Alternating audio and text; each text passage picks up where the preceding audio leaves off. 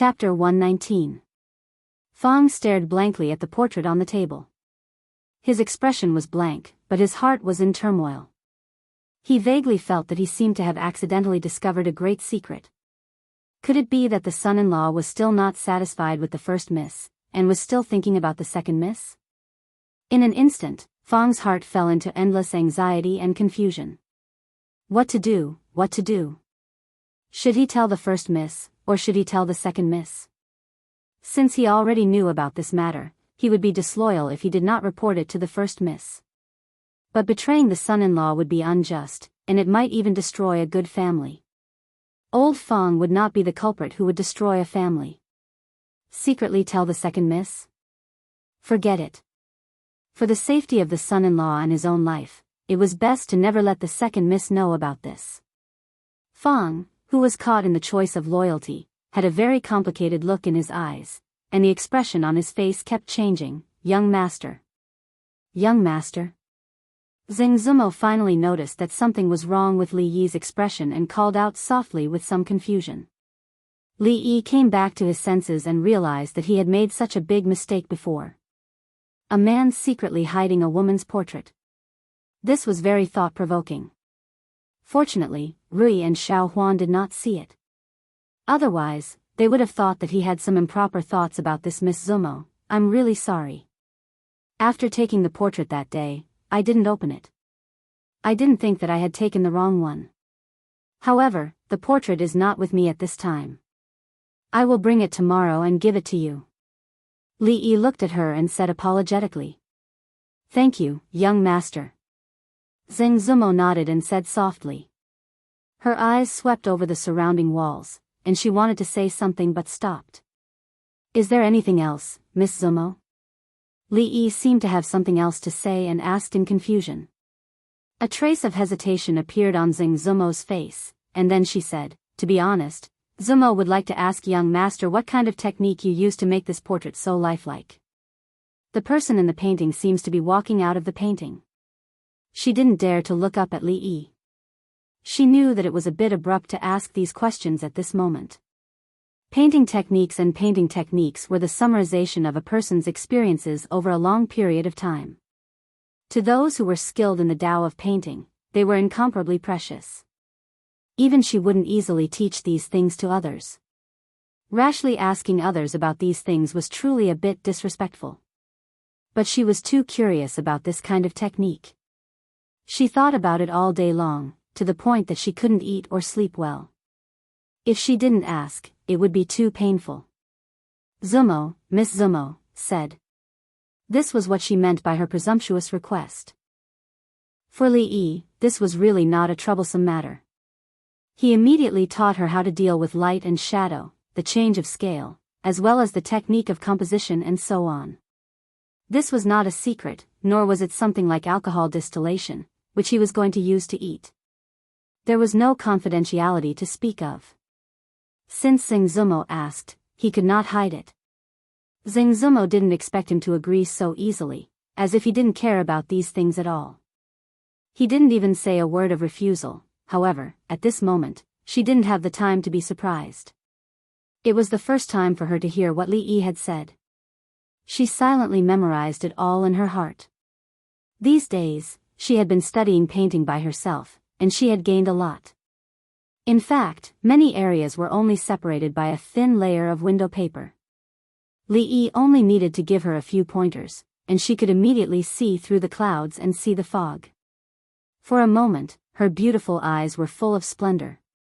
As Li Yi spoke, he began to be a little surprised in his heart. The ability of this Miss Zoe Mo to accept things was really a little unexpected. Often, he just said a sentence, and she could think of the real key point. Thinking back to when he was bored, he taught Xiao Huan how to draw.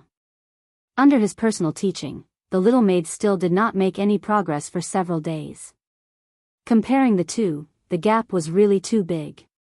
Fong stood behind Li Yi, watching him and the beautiful woman, talking happily, and her heart became more and more complicated. The matter of the second miss had not been resolved yet, and the son-in-law was flirting here. If the first miss saw it.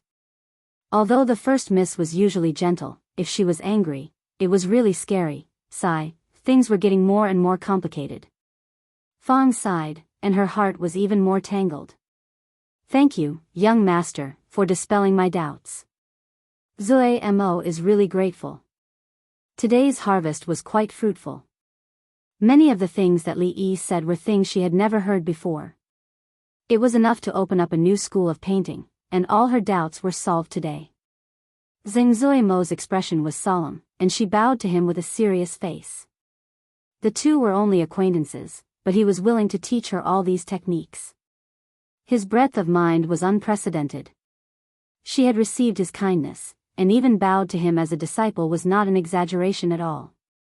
At this time, thinking of the misunderstanding between the two before, and that she had mistakenly regarded him as a lecher, Zheng Zui Mo was extremely regretful. How could such a broad-minded and noble person be a lecher? Miss is too polite. Li Yi raised his hands with a smile and said, if you have any sisters you are familiar with who also want a 3D portrait, you can have them come to me. 10 liang of silver for one. The price is fair, and I do not cheat anyone. If there are many, you can even get a discount. Just now, Li Yi was thinking that 3D painting had never appeared in this world before. Perhaps it would be very popular. Which woman did not want to keep their youthful, alluring, and infinitely charming appearance so that when they grew old and faded, they could have a souvenir? Pointing at the portrait, he boasted to his descendants, back in the day, grandmother was also known as a beauty in Qing'an, huh? Hearing this, Zheng Zui Mo couldn't help but freeze. A portrait, 10 liang of silver? If you feel the price is not right, we can discuss it when the time comes. Li Yi said with a serious expression, if there are still people who want to learn 3D painting, I can also open a class. You only need to pay 20 liang of silver as an entrance fee, and I guarantee that you will be able to learn and master. Li Yi felt that he had found a new way to make money.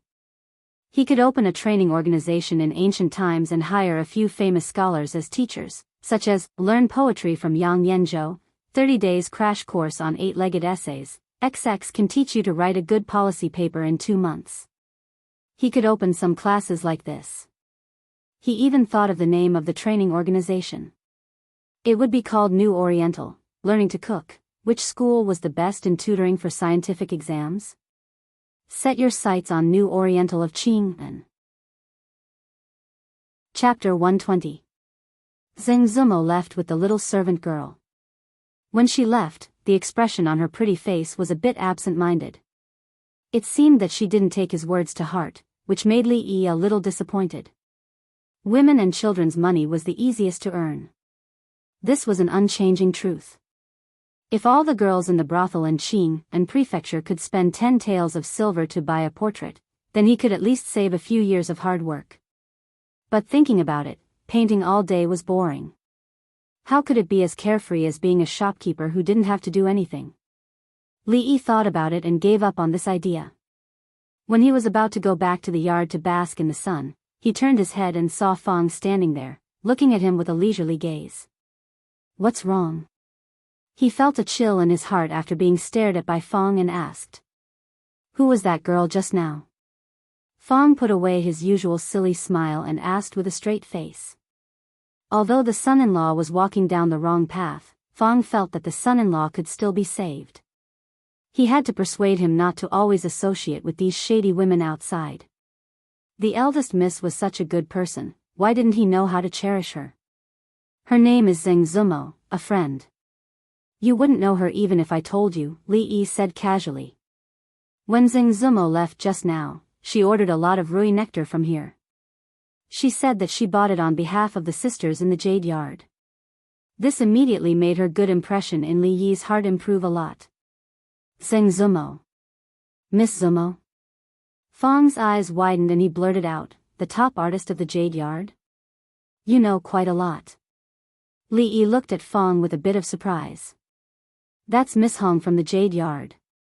Fong curled his lips and stopped abruptly after saying half a sentence.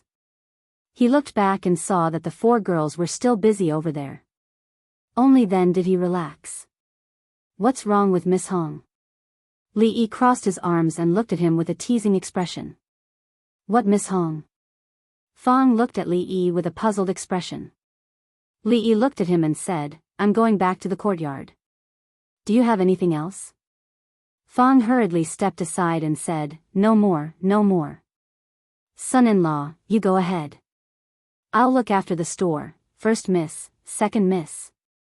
Li Yi had just taken 2 steps when Fang suddenly cried out in surprise. Li Yi glanced at him indifferently. Such a childish trick might work on a brat, but if he wanted to trick him, Fang had miscalculated. Sister Rui. A few crisp voices came from the direction of the counter. Li Yi looked back at the girls. Did Fang collude with them? Through the corner of his eyes, Li Yi saw that the portrait of Lu Rui that he had left on the table at the side and forgot to put away was picked up by someone. Her pretty face was slightly startled and an indescribable color flashed in her eyes. Mississippi. Lu's gaze looked over and with a slight shake, the painting was put away and held in her hand. Son-in-law, Uncle Fang. Xiao Huan followed behind Lu Rui and walked in from the outside with a smile. Fang looked at the thing in Lu Rui's hand and then looked at Li Yi. He silently took a small step towards Li Yi's side. If second miss got angry later, he could still block for son-in-law. Fortunately, they had arrived at this moment. If they had arrived a quarter of an hour earlier, they would have seen son-in-law and that Miss Zoe Mo flirting. Fang alone would not have been able to block the 2 misses. At this time, Li Yi also had a little fear in his heart. Fortunately, he did not draw a pig's nose or pig's ears for Lu Rui. Otherwise, the consequences would be unimaginable. Fang waited for a long time and did not see any signs of anger from second Mississippi. The expression on his face was as indifferent as ever, as if nothing had happened just now. While he was feeling curious and surprised, Li Yi had already walked forward and said to Lu Rui in confusion, Wife, why are you here? I have nothing to do, so I came here to have a look. Lu Rui smiled. At this time, Xiao Huan came from behind her and put the food box in her hand on the table. She said, Miss asked Xiao Huan to make food and bring it over. Son-in-law, Uncle Fang, sisters, hurry up and eat while it's hot. The kitchen at the back of the shop could cook, but Li Yi had been busy recently and had not had time to open a meal. Meals were usually settled at the small stalls outside. There was not much food in the small food box. Of course, it was not enough for the girls, plus Li Yi and Fang, so Fang was sent to buy some food from outside. He closed the shop and moved a table in the yard. The sun was warm and the breeze was not hurried. Such an atmosphere was suitable for eating. The food that Xiao Huan brought were all ordinary home-cooked dishes. When he opened the food box and smelled the aroma, Li Yi knew that this was not made by Xiao Huan. The little maid's cooking skills were only average. Recently, under his deliberate guidance, she had only improved, but it was not to this extent. He secretly glanced at Lu Rui but did not expose her. If it was not Xiao Huan, he could ignore the otherworldly Mississippi Lu. She was the only one in the family who could make this kind of food. Today, she and Rui came to Rui's workshop together, which surprised Li Yi. Previously, he had mentioned more than once that if she felt bored in the stronghold, she could manage the business of the shop in the prefectural city. However, Lu Rui seemed to have no interest in this, so Li Yi did not mention it again. Today, was this considered the lady boss inspecting the shop? When he and Lu Rui got along, there was always a strange tacit understanding. The 2 of them did not talk about what had happened before. Apart from not having sex, according to their current lifestyle, there was no difference between them and a real husband and wife. They never blushed or quarreled, which was enough to be called a role model. Thinking of the situation when he first came to this world, he was restless in his room, thinking that he could not keep his chastity. Who would have thought that the person who pushed open the door was actually a beautiful woman? She walked in and said a few words to him. Then, she smashed the wooden table to frighten the 2 with ulterior motives. Before she left, she turned her head and said faintly, Lu Rui. These images appeared in his mind. Thinking of the current situation, Li Yi was surprised to find that the distance between the 2 of them had unknowingly been shortened by too much. Perhaps one day in the future, when he completely accepted and integrated into this world, between him and her, it might be possible. After the meal, the few young girls excitedly talked about the scene of everyone fighting over Rui's clothes in the morning. The little maid interrupted from time to time. Lu Rui listened with a smile. Fang sat beside Li Yi, trembling with fear. He was always on guard against the second miss who could fly into a rage at any time. Chapter 121. Ning Wang Fu did not lack manpower, nor did it lack money. For everything, little Prince Li Xian only needed to move his mouth, and the people below would naturally take care of it. However, building the workshop, making the distillation equipment, purchasing the raw materials, and giving the workers in the workshop some simple training. These things could not be completed in a day or two, and required at least a few days of preparation. With sufficient funds and manpower, the production of spirits could also be put on the agenda at the same time. Moreover, alcohol distillation only had a simple purification process, which was even simpler than the production of ruidu, but the profits could not be compared.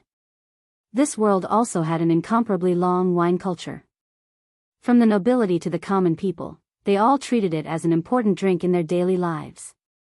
The reason why Li Yi did not release spirits until now was because the cost of this thing was too high. After buying a jar of low alcohol content and distilling it, there would not be much left. Distilling a few large jars of wine into a small jar, although the price would be more expensive than the original, but Li Yi currently did not have much wealth, and could not afford to burn money like this. Li Xian was not the same. He was stupid but had a lot of money, and had a strong background. Even though he was a bit unreliable, but his temperament was still on the same path as Li Yi, and finding him to cooperate with was the most suitable. After eating, Lu Rui did not stay in the shop for long, and left with Xiao Huan and the others. The thing that Fang was worried about did not happen, and second miss acted as if nothing had happened.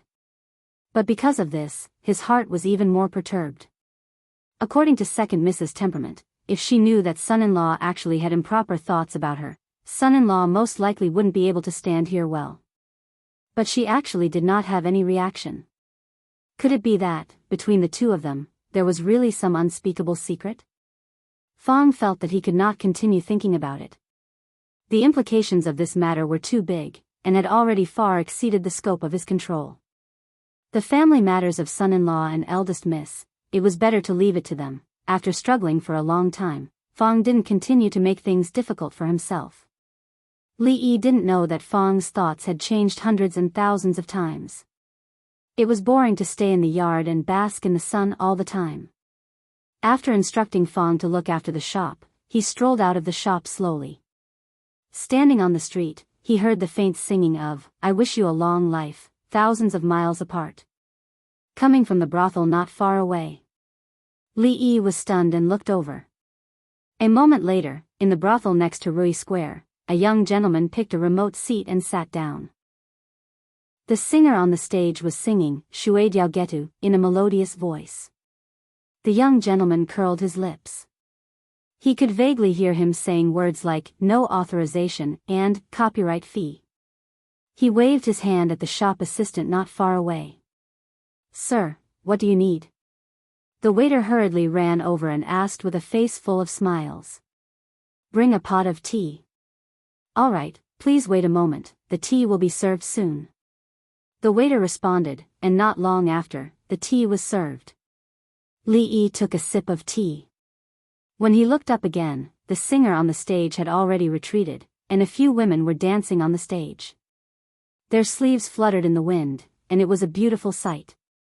Many cheers came from the seats below the stage. When they saw the excitement, they took out a few copper coins and threw them on the stage. The copper coins hit the dancers, but they didn't dodge or dodge. It was as if they were already used to it. Li Yi watched the dance on the stage with great interest. This kind of dance that was filled with the beauty of classical elegance was very pleasing to the eye. At least, in his opinion, it was more than 1,000 times better than the so-called South Korean dances of the future, where people showed their navels and thighs on the stage. It was just that the behavior of the audience below was a little vulgar and spoiled the scene. However, in this era, the status of actors and actresses was extremely low. Although many people liked to watch them perform, deep down, they looked down on these actors and actresses. This was different from the celebrities of the future generations. Everyone was an actor. One was so miserable, while the other was like the moon surrounded by stars. If these seniors knew how the actors of the future generations were treated, would they feel gratified, or would they lament? The brothels here were equivalent to the theaters of the future. They mainly performed plays, songs, and dances. It was one of the few places of entertainment for the people living at the bottom of society. Li also came here to watch the songs and dances, listen to the plays, and experience the entertainment activities of the people of this world. In the past, he naturally had no interest in these things. The entertainment activities of the 21st century were very developed. When he was bored, he could choose to watch movies or surf the internet. Unfortunately, there were only a few forms of entertainment in this world, so he could only make do with it. After paying 10 coins at the door, he could stay here for a day and watch as many programs as he wanted. Of course, other expenses had to be calculated separately. There were about 100 seats in the brothels. At this time, most of them were not full. Li drank a cup of tea for about half an hour. During this time, there were 2 performances of singing and dancing on the stage. One was an opera. The singing and dancing were not bad. As for the opera, it was really a little boring. After a while, Li lost all interest. In his heart, he thought that if there was a chance in the future, he would also open a theater like this and let those singers sing popular songs. Instead of singing, they would not sing those boring plays. They would perform something like The Legend of the White Snake or The Journey to the West. It would be more interesting. The rich seemed to like this. They would buy a few actors and let them perform for them. When they were free, they could also do some unspoken rules. Just thinking about it made people envious. Sister Juan, they are coming down soon. What are you going to sing this time? Immortals at the Magpie Bridge? Behind the stage, a 15 or 16-year-old girl asked the gentlewoman beside her with a flushed face. It's time for Sister Juan to go on stage. Then we'll be able to receive a lot of rewards. Another girl said with a smile. Sister Juan sings well, so they will naturally give you more tips. That girl rolled her eyes at her and looked ahead. She immediately said, they are already done. Sister Juan, hurry up and go up. The sweet-tempered woman smiled and waited for the people who had just finished singing to come out before she slowly walked in. At the same time, Li, who had lost interest in watching anymore, stood up from his seat, paid for the tea, and walked out. As soon as he walked out of the door, there was a sudden burst of enthusiastic cheers in the brothels. Li stopped in his tracks. When he was about to look back, he saw a lot of people gathered at the entrance of Rui workshop, surrounding it and pointing at it. Li frowned slightly and walked over quickly. Chapter 122. Everyone look, my brother used their Rui do to become like this. A tall and skinny young man in the crowd pointed angrily at Rui workshop and said loudly. Beside him, a young man stood there. His face was swollen and his eyes had become thin slits.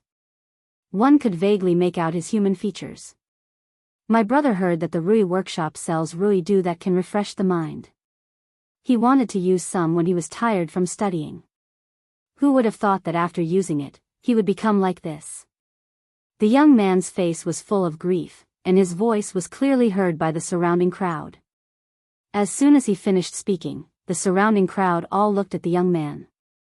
Pfft, someone couldn't help but laugh out loud. This face, it looks like a pig's head, ha ha ha. Huh, now that you mention it, it really does look like it. Seeing the young man's swollen head that looked like a pig's head, the crowd automatically ignored what the young man had just said. Even though they knew it was a bit rude, they still couldn't help but laugh out loud. Hearing the laughter around him, the young man's swollen face immediately turned the color of a pig's liver. Ha, soy pig's head. At this moment, the people who hadn't laughed earlier finally couldn't help but laugh. The angry young man's expression froze on his face. The development of the situation was completely different from what he had imagined. Shouldn't the crowd be pointing their fingers at Rui Workshop and scolding the black-hearted profiteers for selling shoddy goods and scamming customers? How did it turn out like this? Damn it, who brought up the topic of soy pig's head just now? The young man's throat moved, and he secretly swallowed a mouthful of saliva. Then, he gave a few people in the crowd a look. Someone immediately understood what he meant and shouted loudly. Boycott the profiteers. Boycott Rui Du. Black-hearted merchants, drag them to the officials. A few abrupt voices came from the crowd, but they were quickly drowned out by the crowd's discussion. I heard that Spring Fragrance restaurant has a new dish recently. Their soy pig's head is really the best in Qing and Prefecture. Should we go try it another day? Sigh, what's so good about soy pig's head? Braised pig's feet are the best. I think pig's ears are delicious. They're perfect to go with wine. A few people in the crowd looked embarrassed. The young man stood at the entrance of Rui Square and opened his mouth in shock, but he couldn't say a word. The young man's face was flushed red. He looked more like a pig's head that had been soaked in soy sauce. What's going on? Who are you people? What are you doing here? All of a sudden, a powerful voice rang out from the front. Everyone's voices stopped abruptly as they turned to look in the direction of the voice. A tall and sturdy man walked out of the shop. When the young man saw that everyone was no longer discussing the matter of the marinated pig head, he was overjoyed. He quickly wiped away his saliva and a resentful expression immediately appeared on his face. He pointed at the man and said, "It's all because of your Rui Du that my brother has become like this. Today, you must give us an explanation." What? Old Fong looked at the young man beside the young man and was also shocked. Whose family is this braised pig head? You. Don't even think about changing the topic. The topic of marinated pig head could not be discussed anymore. The young man pointed at Fong and said loudly, "If you can't give me an explanation today, I'll definitely report you to the authorities. Give us an explanation. We can't let this black-hearted shop go." That's right, we can't let them go. Among the crowd, more and more people began to shout along with them under the uproar of a few voices. Those who were watching a good show could never complain about things getting out of hand. After all, the pig head looked delicious, and it looked miserable. Under the influence of sympathy, the balance in everyone's hearts gradually tilted in their favor. Fong's expression was ugly. If that pig head was really caused by Rui Du, then the matter was serious. It would have a serious impact on Rui Du's voice in the future. Behind him, the pretty faces of a few girls turned pale. They also didn't know how to deal with this matter. "Fong, what's the matter?" A familiar voice came from the side. Fong turned his head and looked as if he had seen his savior. He was relieved and said hurriedly, "Young master, you came at the right time. He said that there's a problem with our Rui Du." He pointed at the young man and said, "Young master, look." Li Yi looked in the direction where Fong was pointing and was shocked. This pig head.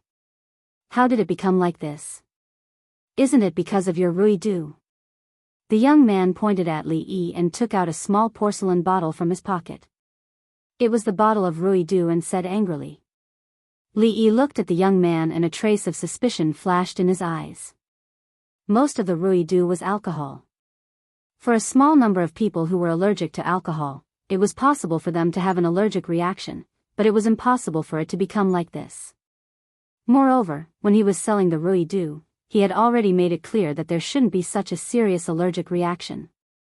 Could it be that these guys are here to blackmail me? Li Yi looked at the young man thoughtfully. At this moment, there was a sudden commotion outside the crowd. "Make way, make way." A few constables in black separated the crowd and walked in. The middle-aged constable who led them said loudly, "What's the matter?" A trace of joy appeared on the young man's face when he saw the constable, and he hurriedly walked over and said, "Constable, my brother used the Rui nectar sold in this shop, and now he has become like this. The evidence is conclusive, and these people still want to deny it. Please uphold justice for us, Constable." "Hey, how did it become like this?" The young man's appearance also startled the constable. At this moment, the young man secretly gave him a look. The middle-aged constable's expression didn't change. He waved his hand and said, "If you have any grievances, you can talk about it when we return to the county government.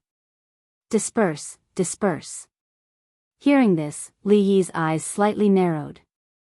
Generally speaking, for such a small matter, constables would only suggest the two parties to mediate in private. They wouldn't easily bring it up in court.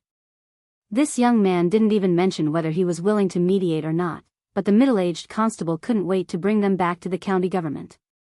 Of course, Li Yi wouldn't believe that there wasn't something fishy going on. Moreover, when he saw the two of them secretly exchanging glances, he coincidentally saw it. Hearing that they were going to the county government, Fang's expression changed slightly. The faces of the girls behind him were even paler. At this moment, Li Yi took a step forward and pointed at the young man. He said, "Constable, before we go to the county government, can I ask him a few questions?" "What questions?" "You'll have the chance to ask him when we get to the county government." The middle-aged constable impatiently waved his hand and said to the young constables, "What are you waiting for? Take them all away." A secret smile appeared on the young man's face. Once they arrived at the county government, he would be the one to decide who was right and who was wrong. The burly man and scholar before him were no different from fish on the chopping board. So what if we let him ask? It won't take much time. At this moment, a faint voice came from outside the crowd. Chapter 123. Although the woman's voice was clear and melodious, it was clearly not what the young man liked to hear. "Who said that?" "The constable is speaking. Is it someone you can interrupt?" The young man turned his head with a dissatisfied expression and looked towards the direction of the voice. The light blue constable uniform that the woman wore was slightly different from the other constables. At this moment, she was standing outside the crowd with her arms crossed in front of her chest and a saber hanging from her waist. Her gaze was indifferent as she looked over. The scene that the young man saw when he turned his head had clearly stunned him. However, at this moment, the middle-aged constable's foot was already flying towards him. "Shut up." The middle-aged constable's foot caused the young man to stagger. When he raised his head, his face was already filled with a flattering smile.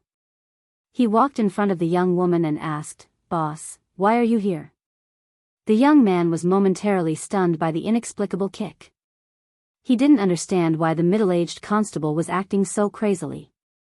Bringing the shopkeeper of the Rui workshop back to the county office had been personally ordered by the county lieutenant.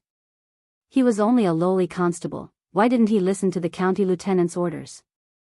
Of course, he didn't know that the middle-aged constable knew better than anyone else that this young lady was someone who even dared to point at the county magistrate and scold him. Furthermore, even after being scolded, the county magistrate didn't even dare to fart. Compared to the county lieutenant, it was obvious that this young lady who hated evil and couldn't tolerate even the slightest bit of sand in her eyes was much more difficult to deal with. The woman didn't pay attention to the middle-aged constable and glanced at Li Yi as she said indifferently, "What do you want to ask?" "Ask away." "Thank you, constable." Li Yi cupped his hands towards her and thought that the young lady of the Li family was still reasonable. He turned his head to look at the young man whose head was swollen like a pig's and asked, "You said that your pig's head right now is because you used our shop's Ruidu?" "Pig's head." The young man didn't expect that this scholar would stab him in the heart as soon as he opened his mouth. He almost spat out a mouthful of blood as he gritted his teeth and said, "Yes." "Do you remember when you bought it?" Li Yi asked again. 3 days ago, the young man answered without hesitation. In his heart, he rejoiced that he had done his homework before coming here. Otherwise, he wouldn't be stumped by this scholar's questions. "Do we buy it directly or through an order?" "Buy it directly." "What was the price of Ruidu at that time?" 1 tael of silver per bottle." "Who did you buy it from that day?" "You gave it to me personally." "Do you still remember the time?" "Around C. "How much silver did the instigator give you today?" 10 taels. The speed at which Li Yi asked questions became faster and faster. The young man was already prepared and answered smoothly. He was able to answer subconsciously. He mocked Li Yi in his heart. As early as yesterday, he had begun to prepare for this and had practiced it countless times. There would not be any mistakes. Even if this scholar were to ask another 10 or 8 questions, he would not make any mistakes. Seeing that the scholar had suddenly stopped talking, the young man's lips curled into a smile. He finally gave up. When he turned around, he realized that the crowd around him had quietened down without him noticing. Many of the onlookers began to look at him with a strange expression. The middle-aged constable looked up at the sky as if there was something in the sky that attracted him. The young man who instructed him to do these things twitched his mouth and his face was ashen. He thought that he had considered all aspects, but he never thought that he would find such a pig-headed teammate. Seeing the strange expressions of the crowd, the young man was astonished. What was wrong with everyone? Constable, I have finished my questions. Li Yi once again cupped his hands at the woman and then stood quietly at the side. Mingzu turned to look at him. The indifference in her eyes faded and finally, a strange expression appeared. In her mind, she recalled the process of him solving the silver snatching case and how he managed to get the truth out of the man's mouth with just a few words. This scholar really did have some ability after all. At this moment, the crowd could not hold it in any longer and roared with laughter. This person is too stupid. He confessed so easily. So he was ordered by someone to frame someone else. This young master is really smart. With just a few words, he was able to get the truth out of him. Now that the truth was out, the matter was out of the hands of the young man and the middle-aged constable. With a glance from the young woman, the rest of the constables rushed forward and arrested the young man and the young man whose head was swollen like a pig's. In the crowd, the expressions of a few figures changed and they quietly retreated. Even though the middle-aged constable had received the order from the magistrate, he did not dare to do anything at this time. Not to mention that there were so many people watching, even if his superior was present, he could only act impartially. When he turned to look at Li Yi, Fang, and the others, he immediately put on a smile and said, I'm really sorry. I almost fell for these 2 vile people's tricks and caused you to be wronged. Knowing that the constable did not mean what he said, Li Yi did not expose him. He cupped his fists and said a few polite words as he watched the constables escort the 2 people away. Are you interested in becoming a constable? The young woman crossed her arms and looked at Li Yi with interest. Although there was no shortage of constables in the yamen, most of them were good-for-nothings. There was a shortage of smart people like her. If he could have such a smart subordinate, it would save him a lot of trouble when investigating cases. Be a constable? Li Yi was stunned for a moment and then shook his head. Although being a constable sounded prestigious, the status of a constable was not high. It could only be considered a temporary job, and the nature of the job was very dangerous. He was not like the young woman in front of him. As a descendant of the royal family, she actually had the interest to be a constable in a small yamen. He did not know if the people above him were out of their minds. Of course, Li Yi was not curious as to whether this princess or princess had the idea of going deep into the grassroots to experience the people's feelings. In any case, he had no interest in being a constable at all. Are you the shopkeeper of this Rui workshop? Seeing that Li Yi refused, the young woman did not show any disappointment on her face. She turned to look at the signboard of Rui workshop, threw over a piece of silver, and said, I've long heard of your Rui do. I happened to pass by today. Give me a bottle. I'm sorry, today's Rui do is sold out. Li Yi regretted giving all the stock to Li Xian just now. He threw the silver back and said, You don't need the silver.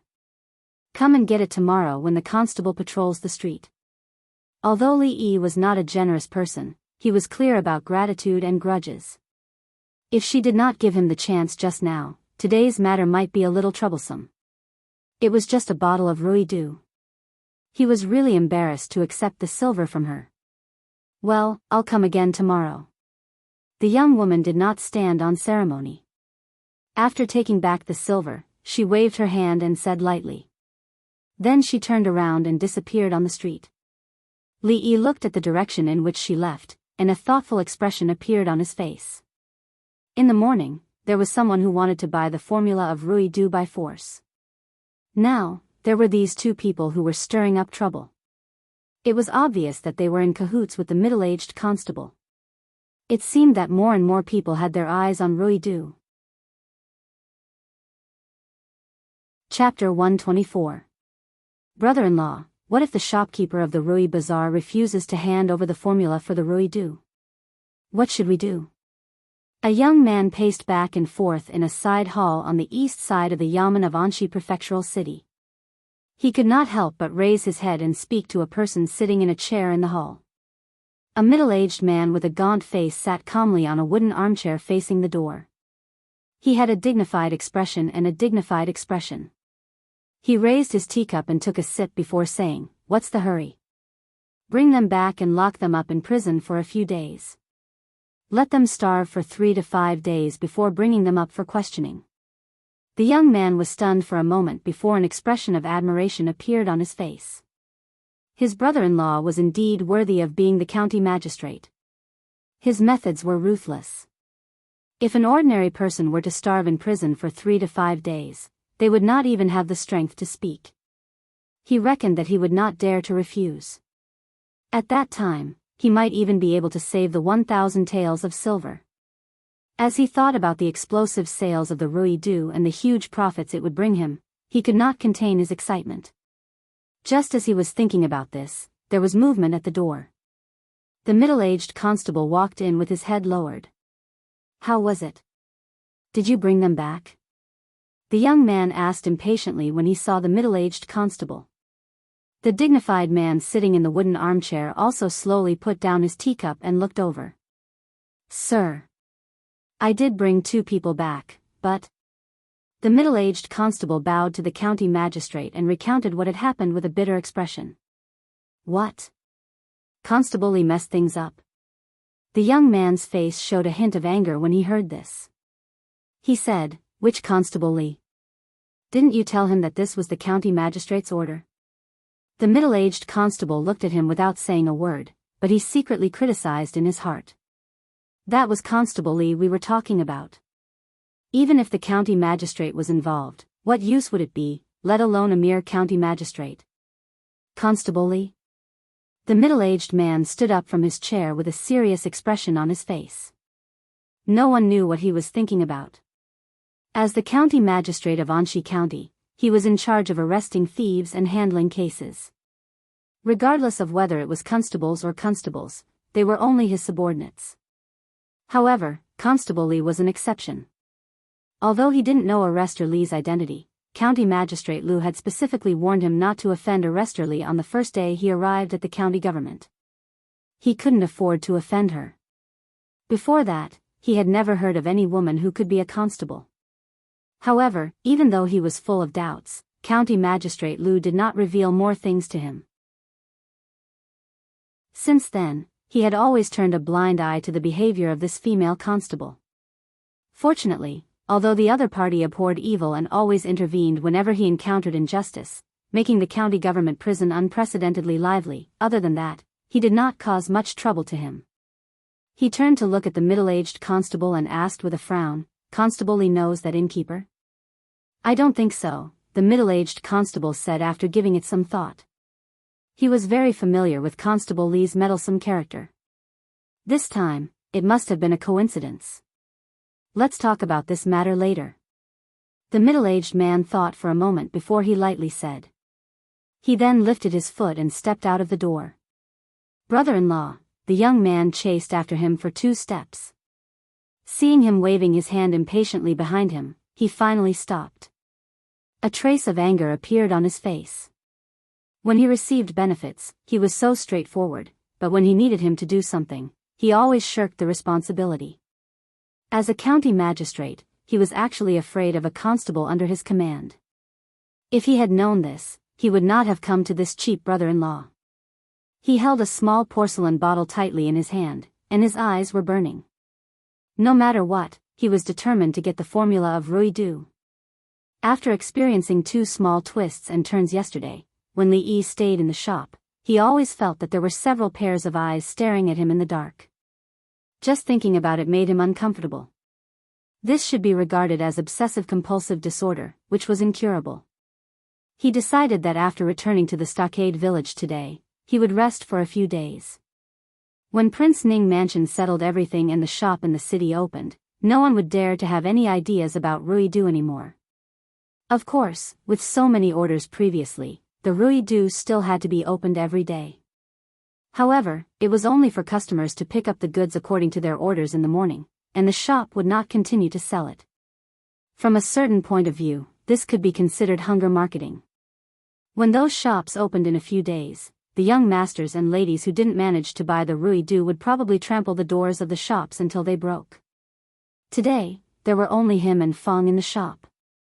These days, Li Yi was tired of eating outside noodle stalls, so he simply cleaned up the kitchen at the back of the shop and cooked for himself. He bought some eggs and sesame oil. The rice was egg-fried rice, which was simple and convenient. Speaking of which, he had not eaten it for a long time. Although he did not particularly like to eat it before, he still missed it a little at this time. Sitting in the shop, Fong smelled the fragrance coming from the backyard. His throat involuntarily moved twice, and from time to time, he glanced in the direction of the kitchen. The shock in his heart was indescribable. It was not unusual for the men in the stockade to know how to cook, but if this person was the son-in-law, then it was very unusual. Moreover, just smelling the fragrance made him salivate. If his wife had such cooking skills, Fong was afraid that he would wake up every night laughing in his dreams. After a while, Li Yi served the egg-fried rice on 2 plates. Among the white rice grains, the golden eggs were vaguely visible, and the fragrance assailed his nostrils. In this era where cooking was the mainstream, it was the first time that Fong had seen such a legendary dish as egg-fried rice. Son-in-law. Is this edible? Fong raised his head and looked at Li Yi with some suspicion. Li Yi glanced at him and ignored Fong. He minded his own business and tasted it with a spoon. Although his cooking was not as good as his mother's, it was still not bad. With Li Yi testing the poison first and not showing any strange expression on his face, Fong immediately felt relieved. He found a small jar of wine from the counter and returned to the dining table. Li Yi raised his head and glanced at him. This guy actually dared to eat egg-fried rice with wine. He did not know if there were others who did this later, but it was definitely unprecedented.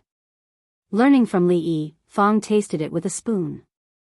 A satisfied expression immediately appeared on his face. Delicious, it was really King delicious. When he went back, he must let his wife learn from him. A woman's cooking was actually not as delicious as the son-in-law's cooking.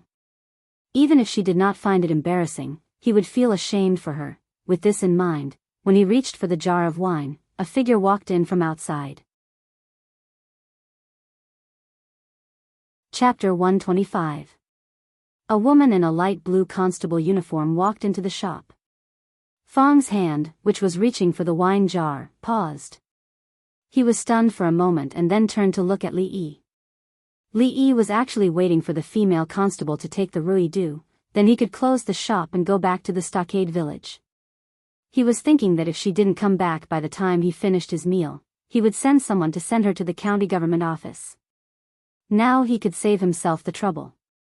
Putting down the spoon in his hand, he stood up and took out the Ruidu that had been prepared for her. When he handed it to her, he subconsciously said politely, "Have you eaten yet, constable? How about having a meal here before you leave?" Whether in the original world or now, this sentence was a very common greeting. Food was the most important thing for people. Whether they could fill their stomachs was related to their survival. It was also the most important issue for people in the ancient times and now. Therefore, when they met, people often asked, "Have you eaten?" or "Do you want to have a meal at home?" to show their concern for the other party. Over time, it became a conventional greeting and gradually became the most common greeting when people met each other. The standard answer to this greeting was, "Thank you, I have eaten." The two exchanged a few more polite words and then parted. One was enthusiastic and the other was polite. Both the host and the guest were happy. Li Yi was waiting for the female constable to decline and leave so that he could finish his meal and go home quickly. Seeing that she didn't respond for a long time, he raised his head and saw that she was looking at the egg-fried rice on the table. The next moment, she turned to look at him and said lightly, "All right." The smile on Li Yi's face froze. He felt like he had shot himself in the foot. The female constable's unconventional behavior made him unable to react for a moment. He was stunned for a while and then said, "Then, have a seat first. I'll go get you some rice." After all, she had done him a favor twice. Li Yi wouldn't be so stingy that he couldn't even afford to treat her to a bowl of egg-fried rice. After a short moment of surprise, he turned around and walked towards the direction of the kitchen. The female constable walked to the table and put her knife aside. She sat down casually and looked at the egg-fried rice on the plate. A rare look of doubt appeared in her eyes. Ever since she was young, she had tasted delicacies from delicacies to street food, but this was the first time she had seen this kind of food. Just by smelling this unique fragrance, her appetite was aroused. Ever since the female constable sat across from him, old Fong started to feel a little uneasy. One of the reasons was due to her identity, but the other reason was the pressure he felt from her. This female officer was an expert. Old Fong knew very well that he wouldn't be able to defeat someone who could make him feel this way if they were to really fight. Wine? The female constable's beautiful eyes lit up when she saw the wine jar on the table. She reached out and took the wine jar. After opening it, the fragrance of the wine flowed out. A trace of surprise appeared on her face. She picked up the wine jar and took a big gulp. A blush appeared on her pretty face. She wiped the corner of her mouth and couldn't help but exclaim, "Good wine." When Li Yi walked into the shop with a plate of egg-fried rice, he saw such a scene. It seemed that regardless of gender or alcohol tolerance, the old Li family loved good wine. This female constable was usually like Lu Rui, always with a cold and unapproachable face. After seeing good wine, she immediately changed her attitude. "Where did you buy this wine?" The female constable put down the wine jar and looked up at Li Yi. "I brewed it myself." Li Yi placed the egg-fried rice on the table in front of her, sat back in his seat and started to eat. The wine she drank just now had been distilled a few times. It should be around 40% alcohol. Fong had a headache for 2 days and hadn't touched wine for a long time. He had only recovered recently. However, it seemed that he wouldn't be able to drink this wine today. Without waiting for the female constable to speak again, he continued, "If you want to buy it, you can wait for a few days. This wine will be sold in the Rui workshop." Hearing this, the female constable didn't ask any more questions. After taking another sip of wine, she put the wine jar beside her and tasted the egg-fried rice. Her beautiful eyes lit up again. She raised her head and looked at Li Yi in surprise. Whether it was the Rui Du, the strong wine, the weird painting on the wall, or the food that she had never seen before, this scholar had a lot of weird things around him. Fong didn't enjoy his meal to his heart's content. He met the female constable who ate for free. The wine that he got from his son-in-law with great difficulty was taken by her and she had no intention of returning it. The food that was supposed to be for 2 people was divided by her. Fong wasn't full either and felt depressed. He didn't even have the taste of the food. After eating and drinking, the female constable went to patrol the streets as usual. Her alcohol tolerance was not bad, even Fong couldn't compare to her. She drank all the wine in the small jar and her expression didn't change. She was supposed to patrol the streets. There might not be a rule in the Jing kingdom that forbade constables from patrolling the streets after drinking. However, this wasn't something that Li Yi could worry about. After buying some things on the streets, she closed the shop with Fong and rented a horse carriage from a carriage shop not far from the shop. Then, she slowly drove out of the mansion. After returning to the stockade village and passing by the school, Li Yi stood outside the door and listened for a while. Qin Qin was teaching the naughty brats to memorize rules for a disciple. Education had to start from when they were young. Although he didn't know what kind of path they would take in the future, it was worth it to do something for these children after being stared at by so many pairs of admiring eyes for so long and hearing them call him Mr. from the bottom of their hearts. Rules for a Disciple was the introductory reading material that Li Yi had chosen for the naughty brats. The rhythm was catchy, and the words were easy to read. It was close to the vernacular.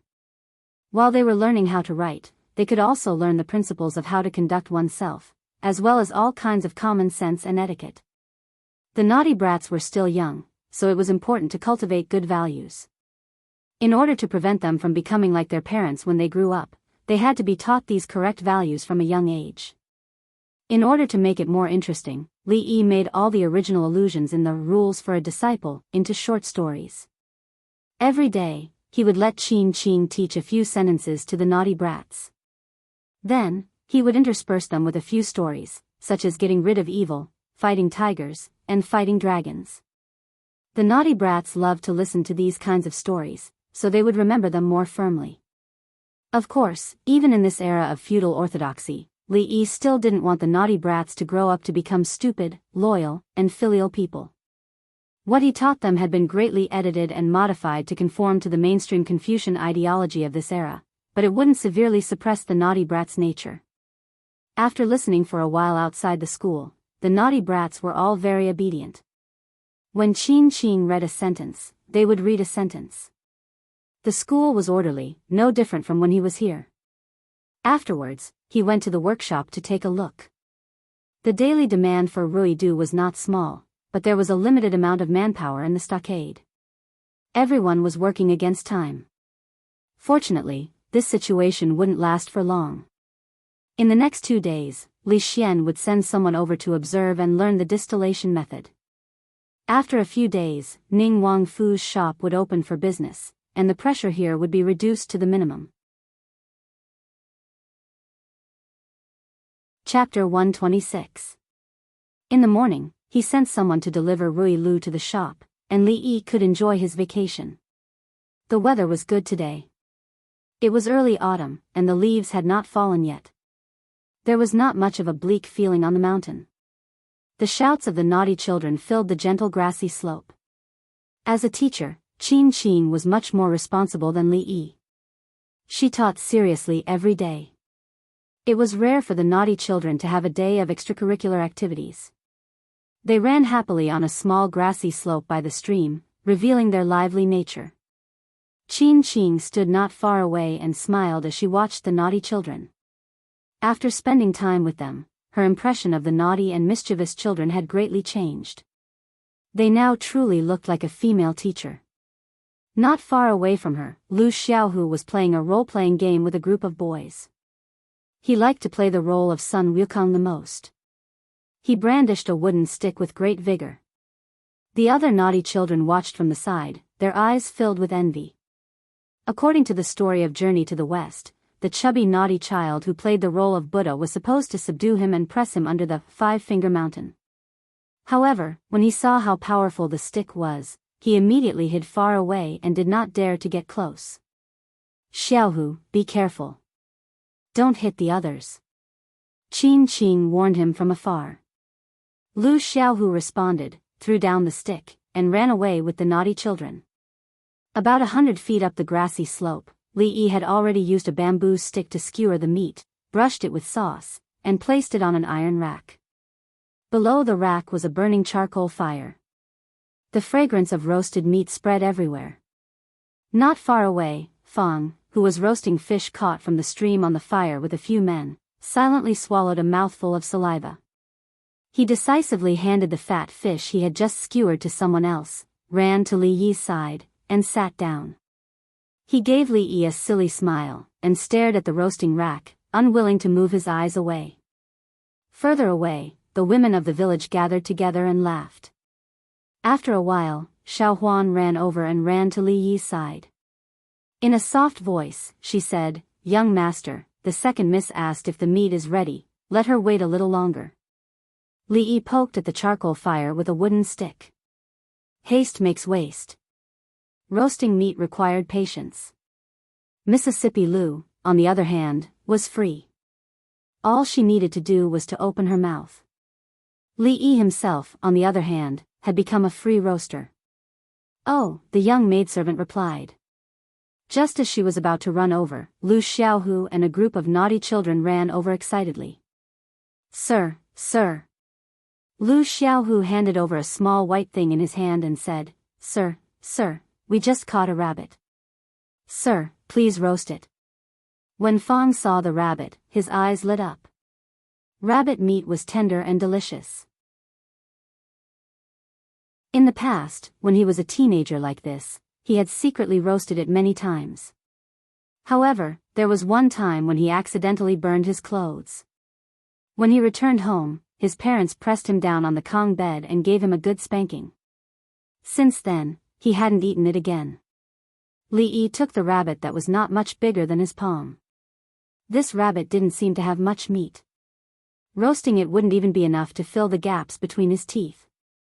Furthermore, it was such a white and soft little thing. He really couldn't bear to do it. At this time, he felt someone tugging on his sleeve. He turned his head and saw that the young maidservant's eyes were full of pleading. Young master, don't eat this little rabbit, okay? Li Yi had never been immune to the young maidservant's coquettish attacks. He stuffed the rabbit into her arms and said, all right. I won't eat it. You can take it and play with it. The young maidservant carried the rabbit away happily. Fong's face revealed a regretful expression. Rabbit meat was really delicious. Excuse me, where does Li Yi live? In the Willow Leaf Village, a young and handsome man stopped a villager and asked, Who are you people? The man looked at these strangers and asked with a vigilant face. The village was isolated from the outside world. On normal days, outsiders would rarely come here. This young man was dressed luxuriously and had an extraordinary temperament. The men behind him had weapons on their waists. At first glance, one could tell that they were not ordinary people. Why did these people appear in the village? Don't be nervous. I am Li Yi's friend. I have something to discuss with him. The young man said with a smile. The man looked suspiciously at the handsome young man in front of him. Seeing that he didn't seem to have any evil intentions, he pointed to the front and said, The young master is not at home right now. Walk along this road. After about a quarter of an hour, you will see a small stream. You can find him there. Thank you. The young man cupped his hands and led the few people to walk in the direction pointed by the man.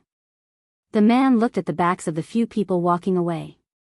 He scratched his head and turned to do his own things. Regardless of the purpose of these strangers, they couldn't delay the young master's business. If they didn't have evil intentions, it would be fine. But if they had bad intentions, they would be seeking death in their own territory.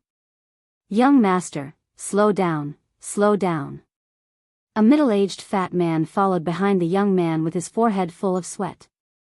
After walking such a long mountain road, it was a little hard for him to bear with his physical strength. The fat man's surname was Wang. He was a housekeeper of Ning Wangfu. He single-handedly managed the outside business of the Wangfu. This time, he came with the young master to discuss the cooperation of Rui Lu. This housekeeper Wang had long heard of the Rui Lu that had become popular in Qing and recently.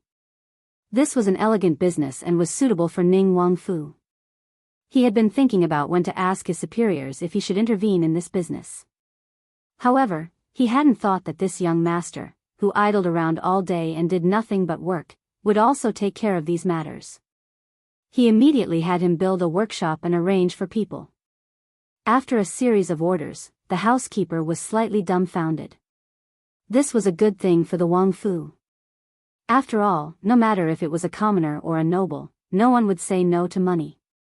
Especially when he saw the strong wine that the young master took out, housekeeper Wang's eyes began to shine. This wasn't strong wine, this was clearly shining silver. However, the workshop was built in the Wangfu, the people were provided by the Wangfu, and the goods were sold by the Wangfu. In the end, the profits had to be split 50-50. In this world, no one dared to do business with Ning Wangfu like this. The young master didn't understand these things and casually agreed. He turned his head and ordered the servants of the Wangfu to do it. However, as the housekeeper of the Wangfu, he had to maximize the profits of the Wangfu. he couldn't agree to such an absurd method of distribution. The reason why housekeeper Wang insisted on coming this time was because of this matter. He really wanted to see who had the guts to even dare to take advantage of Ning Wang Fu. By the stream, Fong didn't know how much saliva he swallowed. Just as he was about to take the first skewer of meat that Li Yi handed over to him, a slender white hand suddenly appeared and snatched the meat skewer before he could. Under Fong's stunned gaze, the handsome young master bit into the meat skewer. There was a surprised expression on his face as he praised, "Delicious." Chapter 127. Fong stared blankly at the handsome young master eating with his mouth full of oil and a satisfied expression. He felt a burst of anger in his heart and stood up with a whoosh. It was fine that the female constable snatched his wine. After all, the other party's identity was there and he couldn't beat her. The first batch of meat roasted by the young master was sent to the ladies. Eldest Miss and Second Miss were there, so it was fine for him to wait a little longer. However, even this gigolo dared to snatch the roasted meat that he had been craving for a long time. Fong couldn't stay calm. If this gigolo didn't know the young master, he would have slapped him. At the same time he stood up, the men behind Li Xian also stood up. Their aura was equal to Fong's. However, other than looking at each other affectionately again, they didn't do anything extreme. It wasn't the first time they had dealt with each other.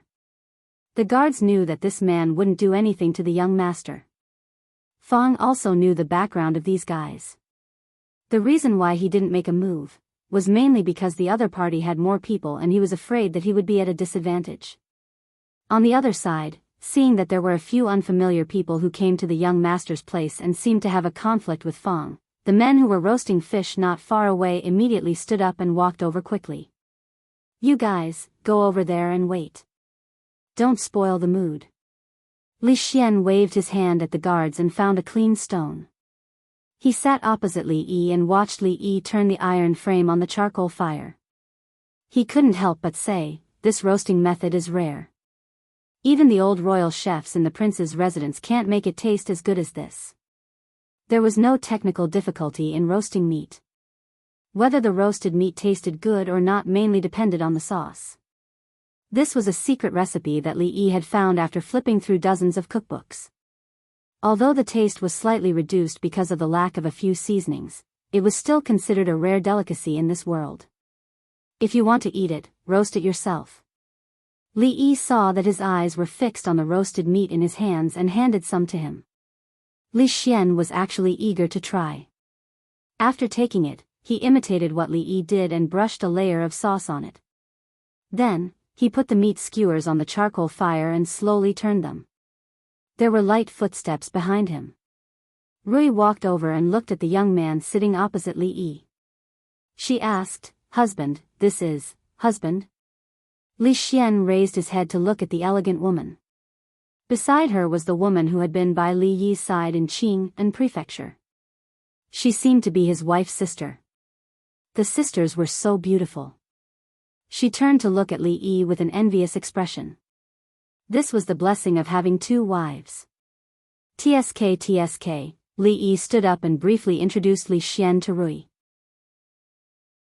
He only said that Li Xian was from Qing and Prefecture and was a business partner of his. As for his identity, he didn't reveal it. "Hello, madam." Li Xian didn't treat himself as a prince at all. He stood up and bowed with his hands clasped in a very thorough manner. Lu Rui never asked too much about business matters. She just greeted him out of courtesy and walked over to the woman's side. "Sun Wukong, I'm calling you. Do you dare to answer?" On a grassy slope not far away, a certain mischievous child raised his gourd and shouted. Lu Xiaohu didn't wave his rod again. This time, it was the scene of Sun Wukong teasing the silver-horned king. Li Xian listened with interest. After roasting the meat, he stood up and ate as he walked over to the mischievous child. As he left, he pointed at the fat middle-aged man beside him and said, "Oh right, this is housekeeper Wang. He has always been in charge of our business outside. You can discuss with him how to operate the Rui Du and liquor business." Housekeeper Wang. "Want some roasted meat?" Li Yi put down the things in his hands and looked up at the shrewd-looking fat man. He extended his hand and handed over a roasted meat skewer. No, let's talk about cooperation first. As housekeeper Wang spoke, he smelled the fragrance of the meat and couldn't help but salivate. He subconsciously reached out and took a bite. It's crispy on the outside and tender on the inside. It's fragrant and tempting. It's really delicious. At this moment, housekeeper Wang had really forgotten about his business and couldn't help but praise. He was a glutton himself. Normally, he wouldn't be happy without meat. That was why he was so fat. As the housekeeper of the Wang residence, he had eaten many delicacies. In terms of taste, the skewer in his hand could be ranked at the top. After a while, housekeeper Wang threw the skewer to the side and wiped his mouth before speaking again. The Rui do business, how about another skewer? Looking at the meat skewer that Li Yi handed over, housekeeper Wang swallowed his saliva. He stopped mid-sentence and extended his chubby hand again. With his usual appetite, this little bit was really not enough. After eating a few skewers of roasted meat and drinking 2 bowls of the rice wine that Li Yi brewed, housekeeper Wang sat beside Li Yi and patted his stomach with a satisfied expression. Rubbing his stomach, he said, "We've eaten and drank. Thank you, Li brothers, for your hospitality. Let's talk about doing business together first. The Wang residence will provide manpower, build the workshop and rent the shops. When the time comes, we still have to arrange for people to produce and sell. Isn't it a bit inappropriate to split the profits 50-50? Then what does housekeeper Wang mean?" Li Yi looked at him and asked. 370, housekeeper Wang said after some thought. He had actually been very considerate of Li Yi with this distribution ratio. In the prefectural city, the merchants that worked with Ning Wang Fu all saw this giant umbrella of protection. After all, if they could form a relationship with the Wang Fu, as long as they followed the rules and did their business in the prefectural city, they wouldn't encounter any trouble. Of course, their investment was also great. The Wang Fu wouldn't manage many things, but they would take 70% of the profits. This time, the Wang Fu needed to build the workshop, rent the shops, and arrange manpower. He only contributed a secret recipe. Only taking 70% of the profits was already very considerate of him. If the other wasn't a friend of the young prince and had treated him to a delicious roasted meat, giving him 20% of the profits was already very generous. 370? Li Yi stilled and then said with an embarrassed expression, "How can I accept that? The Wang Fu has done so much. I feel bad for only taking 30% of the profits. How about 40 and 60? Raising his head, he saw Li Yi's righteous expression as though he was giving up a great profit. Housekeeper Wang was stunned. It was like 10,000 horses galloped through his heart. Chapter 128. Ahem, Li brothers have misunderstood. Housekeeper Wang coughed dryly to hide the awkwardness on his face. Of course, the manor takes 7. All of Ning Wang's businesses outside were managed by housekeeper Wang alone. In Qingnan, he was a person of status. If anyone else dared to speak to him like this, housekeeper Wang would have stormed off in a huff. However, the person in front of him was an exception. The cooperation in the business of Rui Du and hard liquor had already become a foregone conclusion. This was not something that housekeeper Wang could change. After all, this matter was decided by the little prince. He was only a servant in Ning Wang Manor. At most, he was a servant with a slightly higher status. He had no right to veto. Furthermore, the profits of these two businesses were so large that they were guaranteed to be profitable. Each year, they could bring in large profits for the manor. If they succeeded, he would have a part of the credit. All he could do was try his best to earn as much profit as possible for the manor. The little prince could not personally ask about these matters. The little prince didn't know anything, so he had to do these things. Housekeeper Wang, you are wrong. Li Yi sighed and looked at him leisurely. Presumably, housekeeper Wang is an understanding person. You should know how much profit the Rui Du and hard liquor can bring once they are mass-produced, right? He could not deny this. Housekeeper Wang nodded and said, "Ruidu is indeed a wondrous item. It is popular in Qingdan. If production can be increased, it can even be sold to Jingdo. As for the hard liquor, it is far better than anything else in the wine shop. The profit is immeasurable." Li Yi looked at him and asked with a smile, "Then, has Housekeeper Wang ever heard of intellectual property?" Intellectual property? Confusion appeared on Housekeeper Wang's face and he couldn't help but ask, "What is intellectual property?" It was not an easy matter to explain what intellectual property was to an antique from hundreds or thousands of years ago. Li Yi thought for a moment and said, "Although the profit from ruidu and hard liquor is great, without the recipe for ruidu and the method to produce the hard liquor, no matter how great the profit, it is just empty talk." Housekeeper Wang cannot deny this.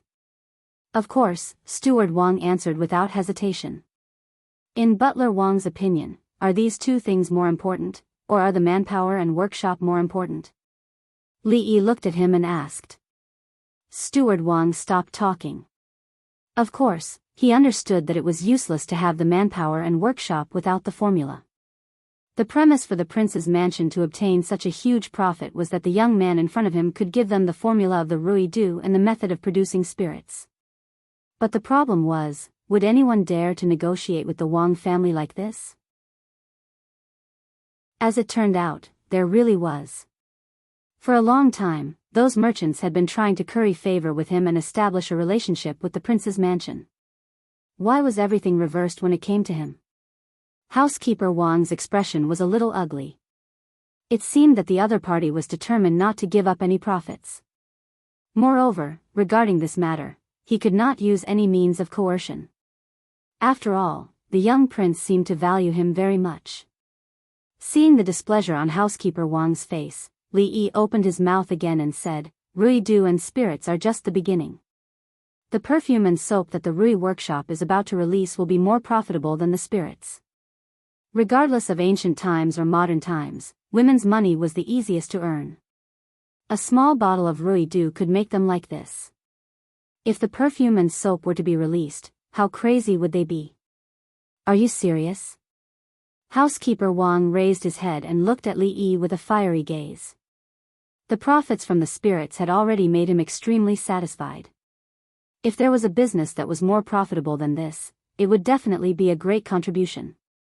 Perhaps with these contributions, he could be promoted to the prince's mansion's chief steward in his lifetime and reach the peak of his life. Li Yi looked at Housekeeper Wang and smiled without saying a word. "Fine, 50% it is."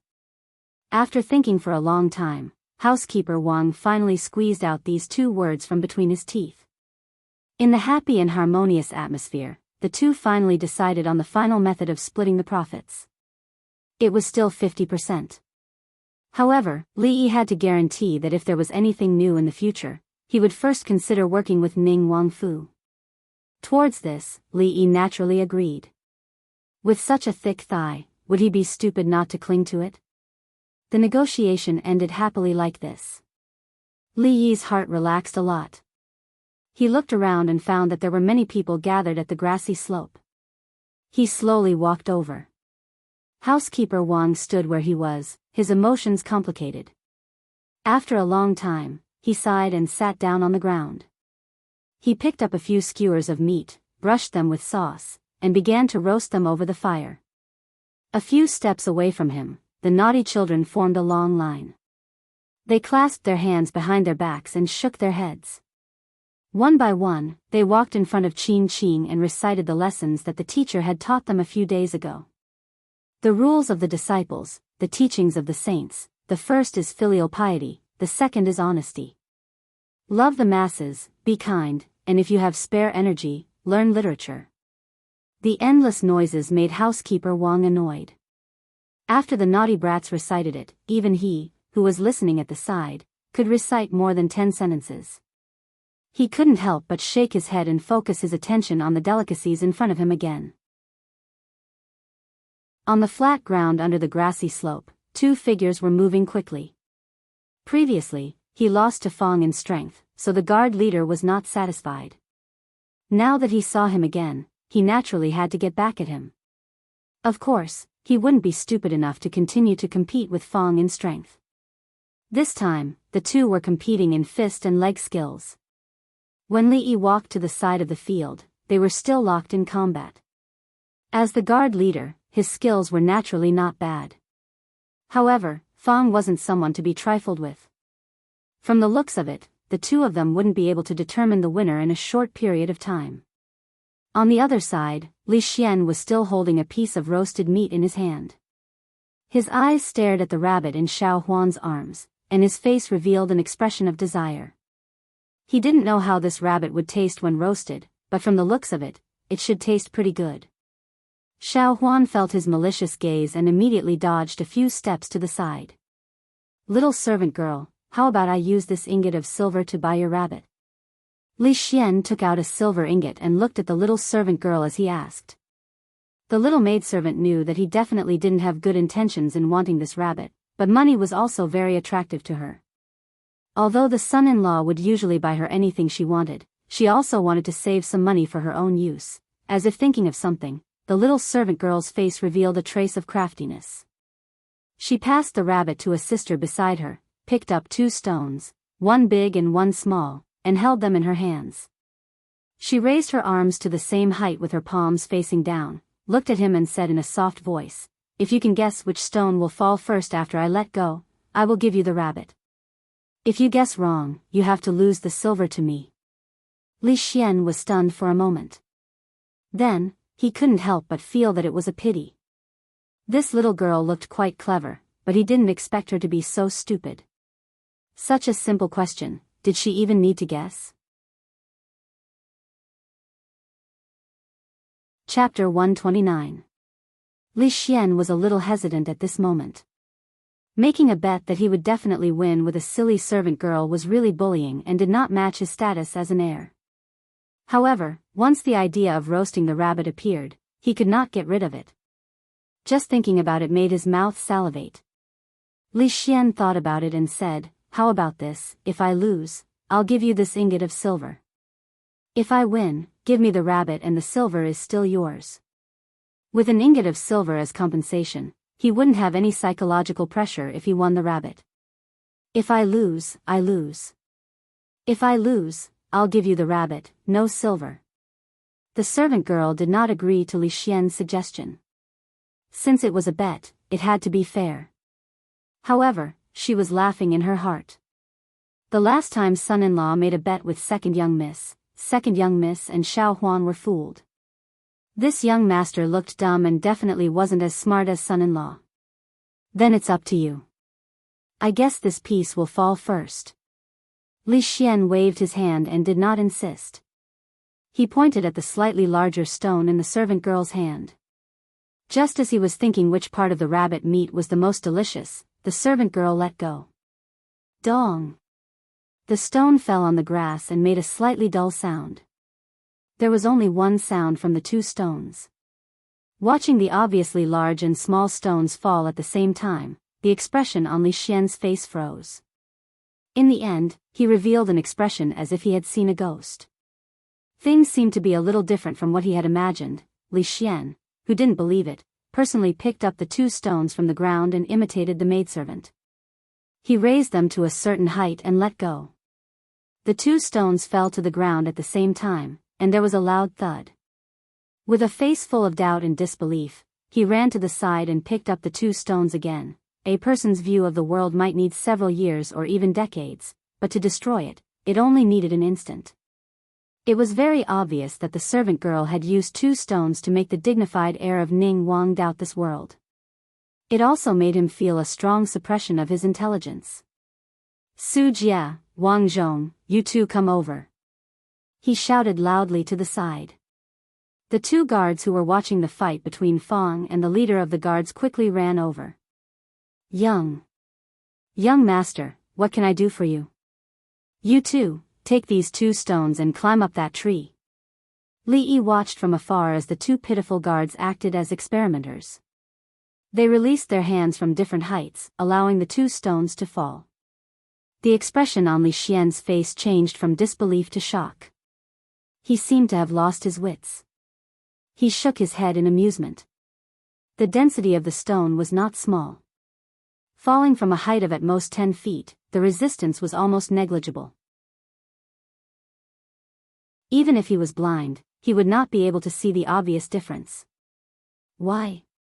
After a while, Li Xian walked to his side in a daze and murmured, "Unexpected, really unexpected.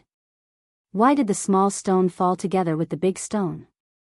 This doesn't make sense." At this time, he had already forgotten about the matter of roasting the rabbit. His mind was already filled with countless stones. There are many unexpected things in this world. Not everything goes as you imagine. For example, Li Yi looked at him and let out a long sigh. Thinking that he was going to explain, Li Xian suddenly raised his head and looked at him. "For example, you thought I was going to give you an example." Li Yi patted his shoulder and said earnestly. This young man was still too young. In the early years of Jing He, in the Willow Leaf Village, a 16-year-old servant girl used 2 small stones to overturn the daily knowledge of the predecessors. She created a scientific method to study the laws of nature, and at the same time, she started the world's study of free fall. This spirit of daring to question and experiment inspired countless people and promoted the development of science. Until hundreds and thousands of years later, it still had a lot of inspiration to the world and was named one of the most beautiful physics experiments. The law of nature that objects of different mass fall at the same speed was also officially named law of small loop. Xiao Huan imperceptibly created a little trouble for Li Yi. Li Xian was obviously not satisfied without an answer. With his character that was bursting with curiosity, if he kept thinking about this matter, he might end up depressed. But it was obviously impossible to explain to him clearly. Li Xian, who had no foundation in physics, would definitely be more confused when he heard the words gravity and acceleration of gravity. This method did not work, so he had to find another way. So Li Yi tried to make him understand that there were many things in life that could not be explained. After a while, Li Xian really did not dwell on the problem of the stones falling to the ground. Why does the river always flow from the top to the bottom? Why do the leaves on the trees always fall to the ground and not fly to the sky? Why can I see my own shadow in the water? Why, under the guidance of Li Yi, he began to struggle with these things. Li Yi felt that when he had time in the future, he should write a book called 100,000 Whys. It would definitely sell well, and at the same time, it could also open people's minds. If that was really the case, perhaps in the future, the discovery of important laws in physics would not be related to Newton and Galileo. This world, it seems like there is no such thing. However, after thinking about it carefully, he still dispelled this idea. If he told them that the ground under their feet was actually a big ball, they would probably be tied to a pillar and burned to death as heretics before they could even sell well. Even if they were to be rehabilitated, it would be thousands of years later. Li Xian and the others did not come here today to throw stones for fun. They came to observe the workshop and learn the production methods of Rui Du and spirits. If it was someone else, Li Yi would definitely not do this. It was best to firmly grasp this kind of core technology in his own hands. Even if there was a shortage of manpower and the production was a little lower, it could ensure that the business would continue to be stable. If the other party got the formula and distillation method, they would turn against him, then he would suffer a great loss. However, first of all, Li Yi still trusted this unreliable young prince very much. Second, if he did not cooperate with others, he would lose this cake sooner or later. This was also something that he had no other choice. If he cooperated with the Wang family, he did not have to worry about the secret formula being leaked. He believed that in this aspect, housekeeper Wang could do better than him. After seeing the workshop that produced Rui Du, housekeeper Wang began to feel a little unbalanced in his heart. Such a simple thing forcibly took away 50% of the Wang family's profits. As long as he thought about this matter, his heart would bleed. However, such an extremely simple thing, since ancient times, no one had thought of it. Housekeeper Wang sighed. Thinking about the perfume and soap in the future, which would be even more profitable, he felt a little better in his heart. He wanted to ask the young prince for his opinion. When he turned his head, he saw Li Xian with a puzzled face. He looked up at the sky and muttered to himself. Why is it like this? Chapter 130. Li Xian didn't dare to ask Li Yi the reason why the stone fell to the ground. Just now, when he insisted on asking for an answer, Li Yi asked him another question. Was the sun in the morning or at noon closer to people? Li Xian thought it was morning because the sun looked as big as a disk in the morning, but at noon, it would be much smaller. Everyone understood this principle. But when Li Yi threw out the theory that it was cold in the distance and hot in the near, Li Xian began to feel that his brain wasn't enough. Today, he had suffered enough blows. He was of noble birth and had received a good education since he was young. Among his teachers, which one of them wasn't a knowledgeable scholar? But today, he discovered that he couldn't even compare to a little servant girl. If Li Yi threw a few more questions at him, Li Xian felt that he would go crazy. I know. The speed at which an object falls has nothing to do with its weight. If a heavy object and a light object fall from the same height, they must fall at the same time. Unsure of the reason, Li Xian decided to force himself to remember. Is it really like this? Li Yi glanced at him, picked up a leaf and a stone from the ground, and raised them to the same height again. Guess, between the leaf and the stone, which will fall first. When the guards beside Li Xian saw this, they looked at each other and saw a trace of inexplicability in each other's eyes. Was there a need to guess? It must be the stone falling first. The little prince wasn't stupid. How could he not even guess this kind of question? In fact, Li Xian's first feeling was that the stone would fall first. But before he said it, he began to hesitate again. After experiencing a lot of blows, he would no longer rely on his own ideas and assumptions. Seeing is believing. Before this, didn't he also think that the big stone would fall first? What's more, how could Li Yi ask him such a simple question? Obviously, Li Yi, who had become the smartest person in his heart, wouldn't ask such a stupid question. Don't try to deceive me a second time. The leaf and the stone will fall at the same time. Li Xian had a proud look on his face as he said with absolute certainty. The guards staggered at the same time and looked at each other again. This time, their eyes were filled with disbelief. Why didn't he realize in the past that the young prince was really stupid? Li Yi was a little hesitant. Why don't I not attack this poor child? Today, his worldview had been tossed and turned several times. Would he be able to endure another round of torment? If he let go, Li Xian, who saw the result, would not be able to bear the blow and go crazy. Ning Wang would definitely not let him go. He would most likely immediately take Xiao Huan, Ru Yi, and the others and run away. Huh, why don't you dare to let go? Did I get it right? Seeing the hesitation on Li Yi's face, Li Xian laughed and snatched the leaves and stones from his hands, saying, I'll do it myself.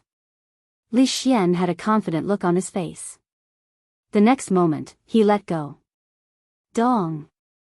The stones fell to the ground and made a dull sound. The leaves fell slowly, making a few ripples in the air and fell silently at the feet of Li Xian. Li Xian's face was pale and his legs softened.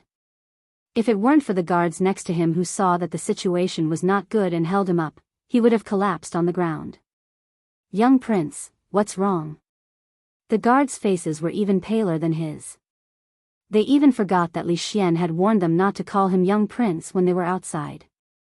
If something were to happen to the young prince, they would be held responsible. Let go of me. Li Xian broke free from the hands of the guards and stared blankly at the leaves at his feet. The expression on his face also became dull. At this moment, he felt that the world he had lived in for more than 10 years suddenly became extremely strange. When he turned to look at Li Yi, there seemed to be a cloud of fog in front of him. It was hazy and he couldn't see clearly no matter how hard he tried. Li Yi was about to speak, but Li Xian immediately covered his ears. I don't want to listen, I don't want to listen, I don't want to listen. The dignified crown prince Ning fled in fear when Li Yi opened his mouth. When Li Xian arrived, he had a smile on his face, but when he left, his face was filled with worry, as if he had a lot on his mind. Fortunately, his mental fortitude was much stronger than Li Yi had expected. He did not break down, and he did not need the guards to support him as he walked. This caused Li Yi to have a higher opinion of him. Honestly speaking, if he were him, he would probably start to doubt the world and everything around him. It was already very fortunate that he didn't become a lunatic. Today's negotiation was very successful. The outdoor barbecue was also very successful. Young people shouldn't stay at home all day. They should go out more. After eating, drinking, and playing, they could lie on the rocking chair in the courtyard, bask in the sun, and hum songs. Their lives were very pleasant. Li Yi, who was basking in the sun, suddenly felt that something was wrong. He opened his eyes and saw an old face with crisscrossed wrinkles. The old man revealed an interested expression and looked at the rocking chair he was sitting on. Second great uncle. Li Yi was almost scared to death by this old face at such a close distance. He immediately jumped up from the chair, his heart still beating non-stop. "Hey, little boy, your chair is not bad. Where did you buy it?" Second great uncle of the Lu family, the most prestigious old man in the village, looked at Li Yi and asked with a smile. This old man doesn't even make a sound when he walks. Li Yi felt depressed. He calmed his beating heart and said, "I made it at Uncle Han's place." "Why? Do you like it too, second great uncle?" Uncle Han was a lonely old man in the village. He originally had a son, but he later died of illness. Rui often asked Xiao Huan to deliver some rice and noodles to the old man. Sometimes, when Xiao Huan was busy with other things, it would be Li Yi's turn to deliver it. After a while, they became familiar with each other. When the old man was young, he knew some carpentry skills. If anyone's furniture in the village broke down, he would often repair it for free. Last time, when the chair at home broke down, Li Yi was too lazy to repair it, so he simply redesigned this kind of rocking chair and asked Uncle Han to make one for him. He could lie down and sit on it, and it was much more comfortable than the small broken chair he used to have. TSK. I didn't expect that Han brat to have such skills. Second great uncle put his hands behind his back and looked at the chair with interest. Just now, he saw Rui lying on it, and it seemed to be very comfortable. It was the perfect chair to bask in the sun. Speaking of which, it seemed like it was time to change the chair at home. If second great uncle likes it. Respecting the old and loving the young was a traditional virtue. Seeing that the old man seemed to be interested in the chair, Li Yi waved his hand generously. If second great uncle likes it, I can ask Uncle Han to make another one for you. Second great uncle's expression froze for a moment, then he showed a satisfied expression and said, good boy. Since you insist on giving it to me, I will reluctantly accept it." While Li Yi was stunned, second great uncle patted his shoulder lightly, picked up the rocking chair beside him, and turned to walk out the door. When Li Yi came back to his senses, he saw that second great uncle was already at the door. He hurriedly shouted, "Second great uncle, wait, there's no need. I've already eaten," the old man's voice sounded, and in the next moment, he disappeared with the rocking chair in front of Li Yi's eyes. This old man's hand strength is pretty good. Seeing the old man easily pick up the huge rocking chair with one hand and disappear in an instant, Li Yi was stunned. He couldn't even lift the chair with one hand. The old man had been single for decades, and the effect was obvious.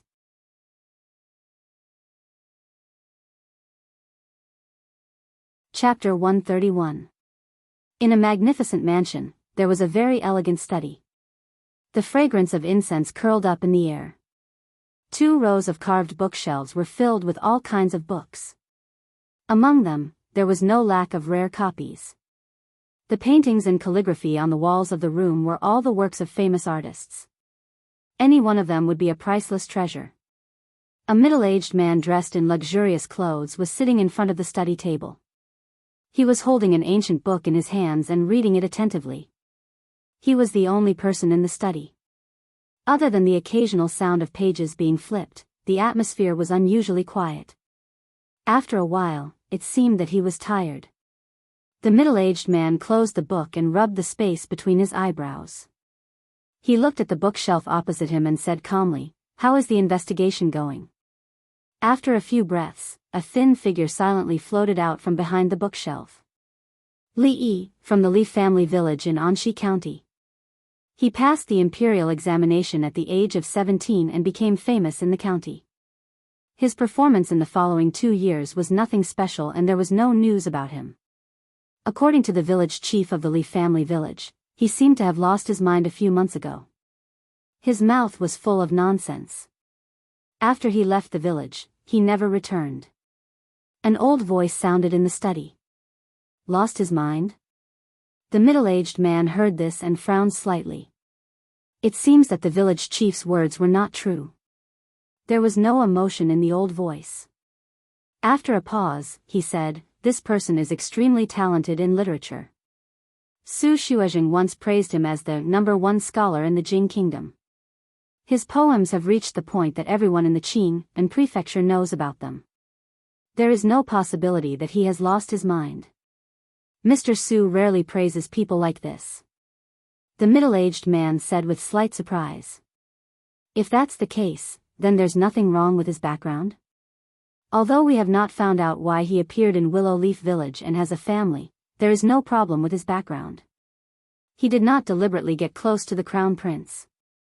There was no change in the old voice's tone.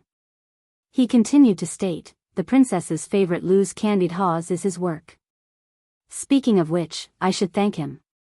The middle-aged man's expression softened. If it weren't for him, the princess would still be tormented by that strange illness.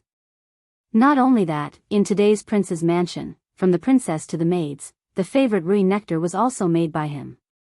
In the shadow of the bookshelf, a thin and small figure was faintly discernible. The voice continued, "Under the instruction of the crown prince, the prince's mansion has already reached an agreement with him, but..." The old man's voice was emotionless, as if he was talking about something normal. If Li was here, he would probably break out in a cold sweat. This old man simply knew him better than he did. After all, even he himself did not know what had happened before he transmigrated. Of course, if he knew that the middle-aged man in the study was the famous Ning Wang, the true leader of Qing in Prefectural City, he would not be surprised. These people of high status and power were all extremely suspicious. They would suspect anyone who approached them, suspecting that they had ulterior motives and had ulterior motives. It was not as simple as just wanting to suck up to them. Since he has a scholarly reputation, why would he lower his status and get involved with these mundane affairs? Ning Wang's expression was slightly puzzled. After a moment, he waved his hand and said, "Forget it, forget it. My mansion owes him a debt of gratitude. Let him take these small advantages. Otherwise, I really do not know how to reward him. Other than this, there is one more thing." This time, the old voice finally had a slight change. "What is it?" "The crown prince is a little strange today." "What's wrong with Xian?" Ning Wang looked at the black shadow and asked. "The crown prince has been throwing stones all day." "Throwing stones?" Ning Wang's expression was puzzled. "Not only stones, but also leaves, wood, cloth, gold, silver." There was finally some confusion in the old voice. "Dong."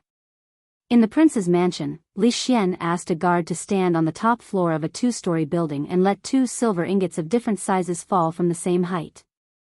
He stared at the ground without blinking. When he heard a sound, he retreated to the side and stared straight ahead, as if he was thinking about something. Although there was only one sound in his ears, after repeating the same thing countless times, he still found a slight difference. 2 silver ingots did not fall at the same time absolutely. The trip to Willow Leaf Village seemed to open the door to a new world for him and found a direction for his boring life. Compared with going to the brothel to listen to music, obviously, he was more interested in the 2 stones. The questions that Li said sounded strange but implied, which made him very curious. He wanted to find out the truth, but when he really tried to do it, he had no clue. Why 2 stones of different weights would fall at the same time, but when a piece of paper and a stone fell at the same time, the stone always fell first. If the piece of paper was crumpled into a ball, the falling speed would obviously be faster. What was the reason? Could it be that there was a force that he could not see that was preventing the piece of paper from falling? After thinking for a long time, Li Xian could only think of this possibility. He didn't care about the silver on the ground, turned around and walked outside. "Little prince, where are you going?" Several guards hurried to follow him. "To Willow Leaf Village."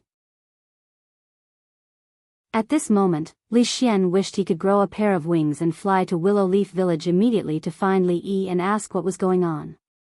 His rocking chair was taken away by second granduncle, so it was impossible to get it back. Li Yi had no choice but to ask Uncle Han to make another one for him. Uncle Han's craftsmanship was excellent, and he worked quickly. After half a day, Li Yi could lie in the yard and bask in the sun again.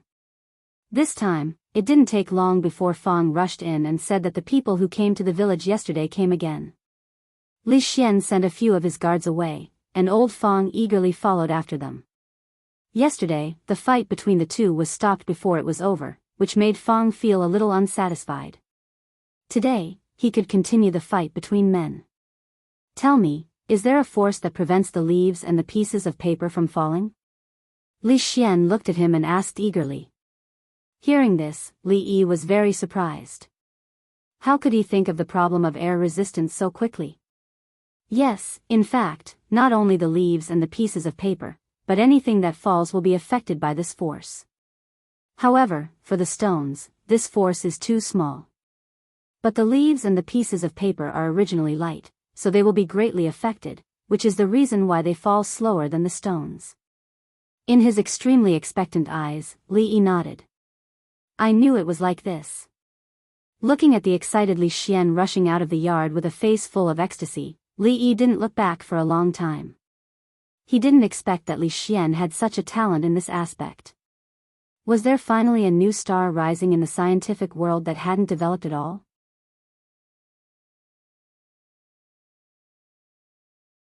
Chapter 132.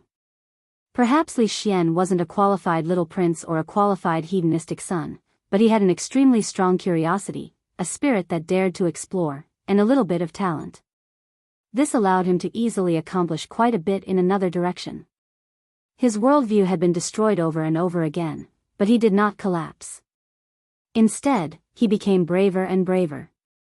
He seemed to enjoy getting to the bottom of his doubts. If he could create a Galileo Li from a different world, he would be famous in history as his first mentor.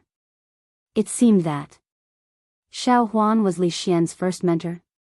However, as the first mentor of his first mentor, he also felt a sense of achievement.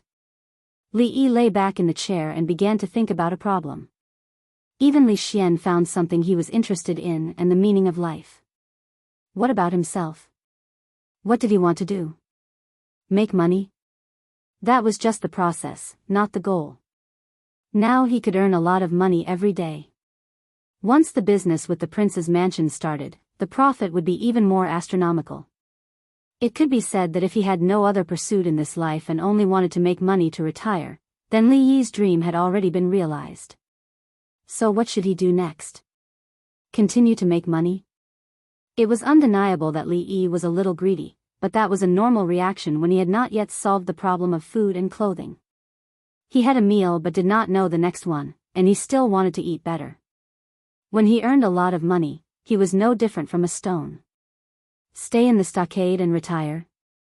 That was what he thought at first, but he was not as carefree as his second uncle. The most important thing every day was to lie in the yard and bask in the sun. After a long time, he was afraid that he would die of idleness or boredom. Find a place to practice in seclusion and strive to become a second-rate master before he died? This idea was too nonsensical. He was already very satisfied if he could improve his fighting capacity from 5 to 10. He would leave the fighting to Fang. If Fang could not beat him, there was still Rui. If Rui could not beat him, then Rui had to do it herself. Today, he could be considered to have made a name for himself at a young age. His career and family were both successful, but he had actually lost his goal and direction.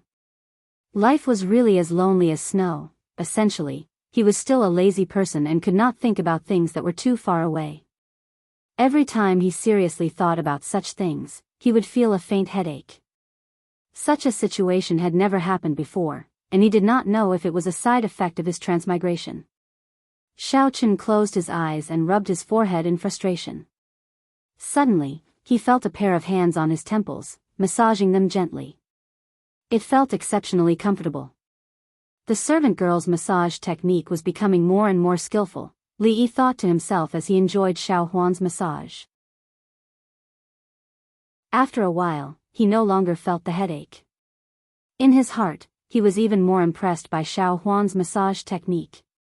In just a few days, her massage technique had actually improved by leaps and bounds. It was also at this moment that he finally felt that something was wrong. When the servant girl was by his side, she would not stop nagging. She would always talk about some daily things. Why was she so quiet today? Moreover, in order to drive away mosquitoes, the servant girl had been wearing Rui recently. There was always a mint smell around her, but it should not be this faint fragrance. Instead, it seemed that Rui had reached a certain level of martial arts. Their bodies naturally emitted a kind of momentum. Mosquitoes did not dare to approach them, and they rarely used Rui's lotion. The three women in the family each had their own merits. Li Yi had lived with them for so long, of course, he was very familiar with their unique smell. A familiar figure had already appeared in his mind. Li Yi hurriedly opened his eyes and saw Lu Rui standing behind him. She was stretching out her hand to massage his temples. In other words, from the start, she had been massaging him all along. Wife, why? Li Yi was surprised and was about to stand up. Lu Rui shook her head and said, Husband, just lie down like this. This is what I should do. Li Yi could enjoy Xiao Huan's massage with a clear conscience, but if it was Lu Rui, he would feel a little strange. Neither of them spoke, and the atmosphere became quiet again. Actually, I have something that I have always been curious about. After a moment, a gentle voice finally reached Li Yi's ears. After being startled for a moment, he said, Wife, there's no harm in saying it. Lu Rui looked at him with a trace of curiosity in her beautiful eyes. This was also a question that she had hidden in her heart for a long time. When husband first came to the stronghold, why did you not think of running away? She finally asked this question. With that, her gaze stopped on Li Yi's face. A normal person who was caught by Rui and the others should have tried to escape, but he seemed to have accepted his fate from the beginning. If he was a weak scholar who did not dare to fight back when he was bullied, it would be understandable. But after these days of interaction, Lu Rui could see that although he looked like a weak scholar on the surface, there was an unyielding spirit in his bones. It was impossible for him to accept his fate. If I said that it was because I could eat and stay here for free, and picked up a beautiful wife for free, and even had a servant to serve me, would you believe me? Li Yi raised his head and looked into her eyes as he said with a smile. The expression on Lu Rui's pretty face froze for a moment, then she also bloomed into a smile. Since husband said so, I will naturally believe you. Perhaps even Lu Rui herself did not realize that after hearing Li Yi's words, she finally heaved a sigh of relief that had been in her heart for a long time. In the autumn afternoon, a light breeze blew, and the courtyard was actually a little chilly. Lu Rui combed her hair that had been messed up by the wind. As she listened to Li Yi talk about what happened that day, the corners of her mouth involuntarily curled into a charming smile. Wife, you don't know. That old man is very fierce. If you were caught by him that day, you would not have been able to wait for Rui and the others. Why did they catch you, husband? Who knows? Old people are getting old, and their brains might not be working well, just like second great uncle. Husband, lower your voice. Second great uncle's hearing is very good. Second great uncle's hearing? Ha! Amidst Li Yi's slightly disdainful mockery, the old man who was lying comfortably on a rocking chair and basking in the sunset a few courtyards opened his eyes lazily. He looked in a certain direction, and the corners of his mouth twitched. He turned over and continued to sleep. Little brat, the old voice did not leave the courtyard, but disappeared in the wind.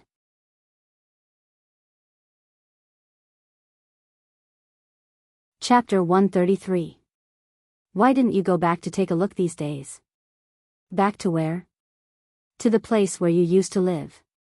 Li Yi smiled and said, "There's no one at home. It's just a house now.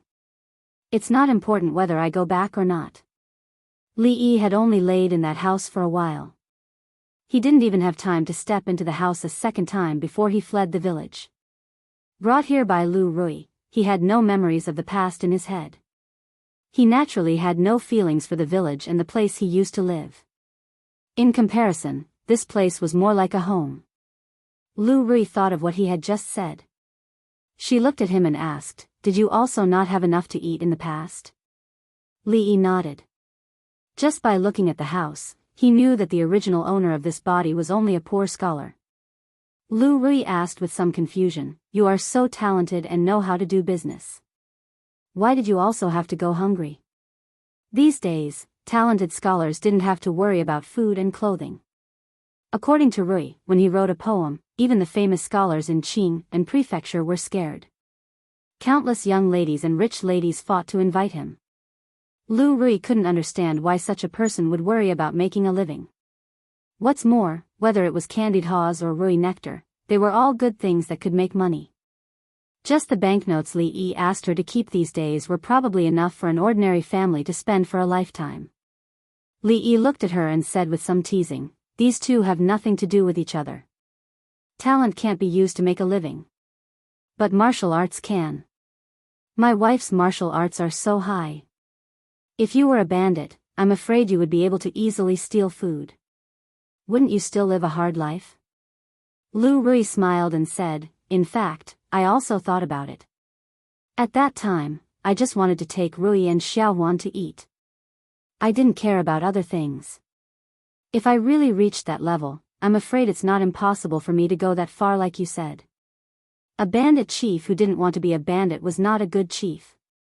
Although he was nominally the husband of the chief, he couldn't compare with the real bandit chief. With a wave of his arm, except for Fong and the others, no one responded. Willow Village might as well be called Willow Village or Willow Village. What a waste of this name. At present, it seemed that the man who wanted to be a bandit king, his dream had to be put aside for the time being. If one day, Li Xian's relatives couldn't force him to live anymore, he could consider rebelling against him. He could open a great mountain road and conquer the mountains one by one. When he had wealth, fame and power, he could bury all the treasures in the mountains. He could say to the outside world, "Do you want my treasures? I've buried them in the depths of the mountains." From then on, countless people with dreams rushed into the mountains. The Jing Kingdom officially stepped into the chaotic world of mountain bandits. History called it the era of mountain bandits. My husband, seeing that Li Yi suddenly fell into a daze, Lu Rui stretched out her hand and waved it in front of his eyes. Li Yi came back to his senses and looked at Lu Rui. He asked, "Besides being a bandit, what other dreams did you have?" Other people would usually talk about their dreams when they were courting girls. After they got the girl, they would be too lazy to talk about these things. Li Yi was the opposite. He didn't expect that she, who had always been gentle, actually had the idea of being a bandit. Shouldn't this be something that only Mississippi Lu would think about? Dreams? Lu Rui thought for a while and said, "I thought about opening a martial arts school before. This was actually my father's wish. Unfortunately, although we weren't poor at that time, we didn't have much spare money. We couldn't afford the expenses of opening a martial arts school.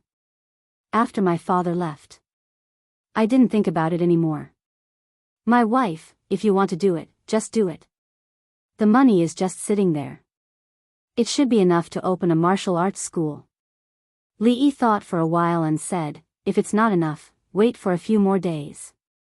At that time, it won't be a problem to open 5, 6, 7 or 8 martial arts schools, let alone one." Lu Rui shook her head and said, "My father has always wanted to spread the Lu family's martial arts. I don't think so far ahead. I have nothing to do now. Teaching a few children can be considered as fulfilling one of his wishes." Since it was his father-in-law's last wish, Li Yi had to be a little more attentive and keep this matter in mind. After a few words, the topic changed. Although the two often talked before, it was the first time they had such a happy conversation like today. From the beginning, they treated each other with respect, like a strange but important friend.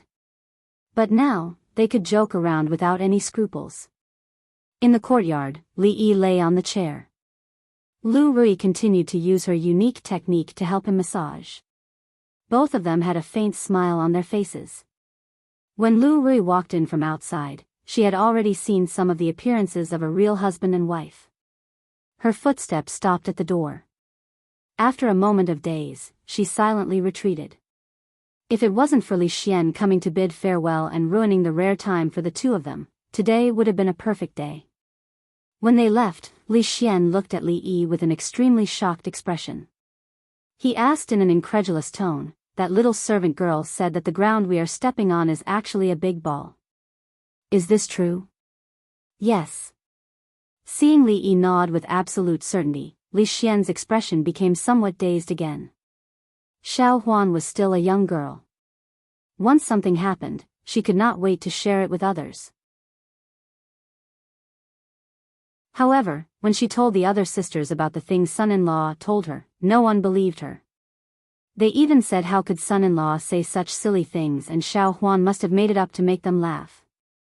Now, after much difficulty, she finally found a person who was willing to listen to her and would not think that she was lying. The little servant girl told Li Xian all the unimaginable things that Li Yi told her when he was free. Li Xian now understood a principle. When something was different from what he thought, he should not be in a hurry to deny it. Only after he personally went to verify it, then he had the right to speak. But what kind of method did he have to go through to find out whether the ground they were stepping on was round or not? Several guards left with Li Xian. Fang and several men in the workshop also went down the mountain with them. The toilet water workshop in the city had been built. As technical consultants, Fang and others needed to personally guide them and train the workers sent to the toilet water workshop so that they could start work this morning. Remember, as long as no one is killed, you can do whatever you want. I only want the formula of the Rui Du. At the foot of the mountain, in a dense forest, more than 10 masked figures in black were lurking there. A young voice commanded in a deep voice.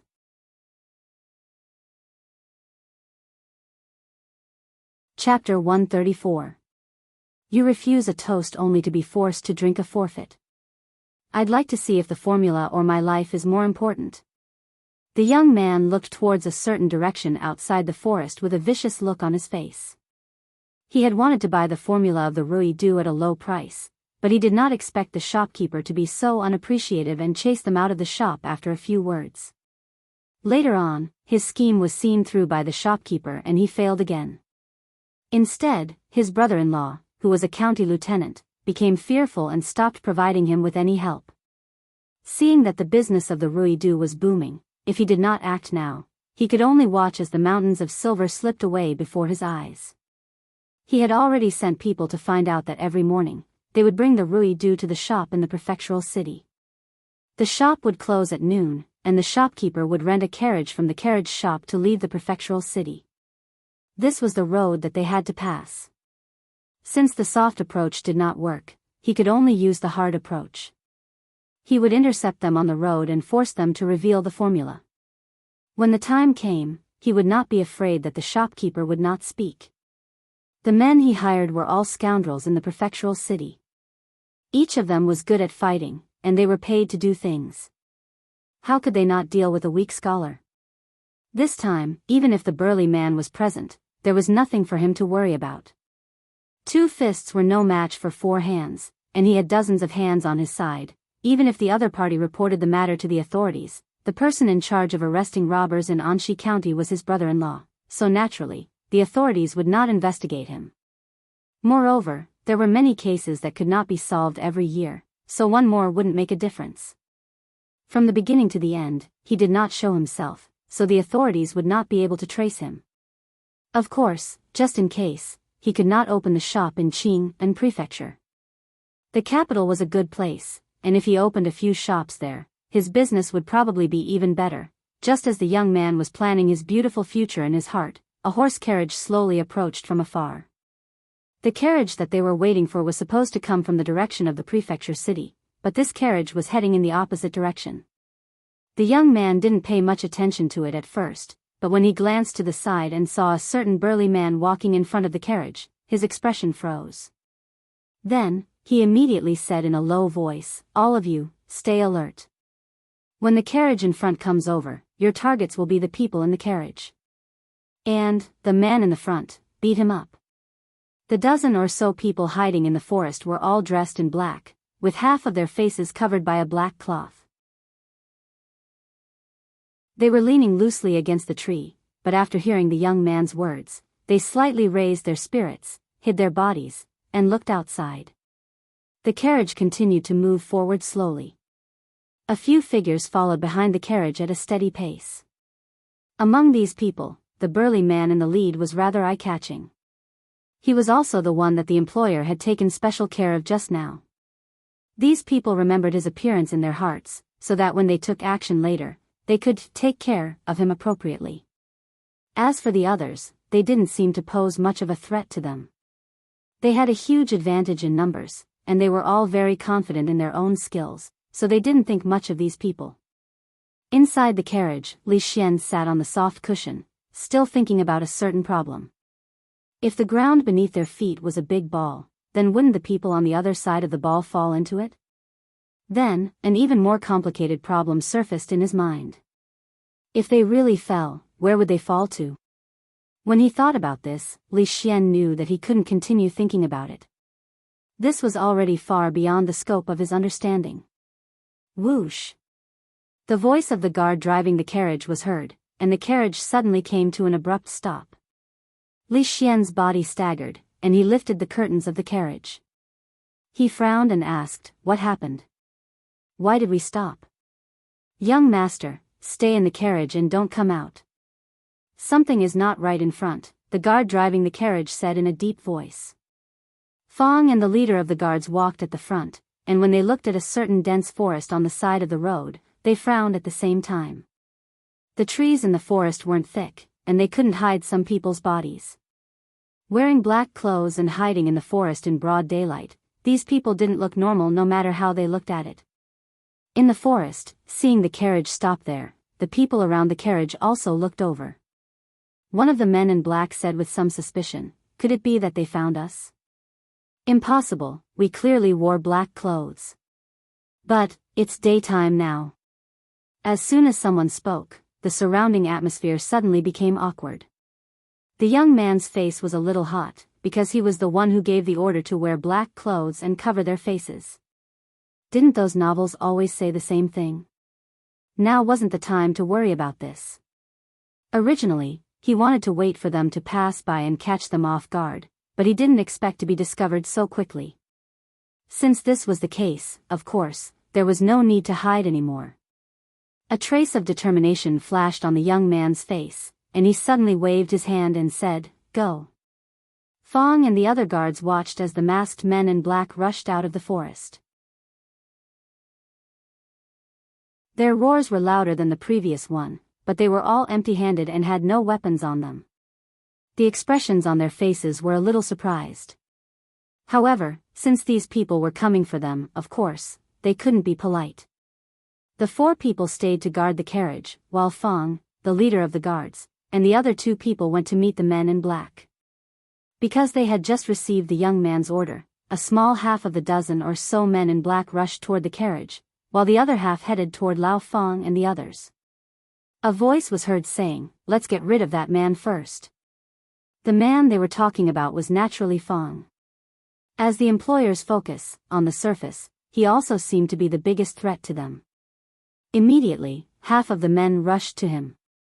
The leader of the guards was stunned when he saw this. Half of the men actually rushed to that guy, and the other half to deal with the 3 of them. Wasn't this obviously looking down on them?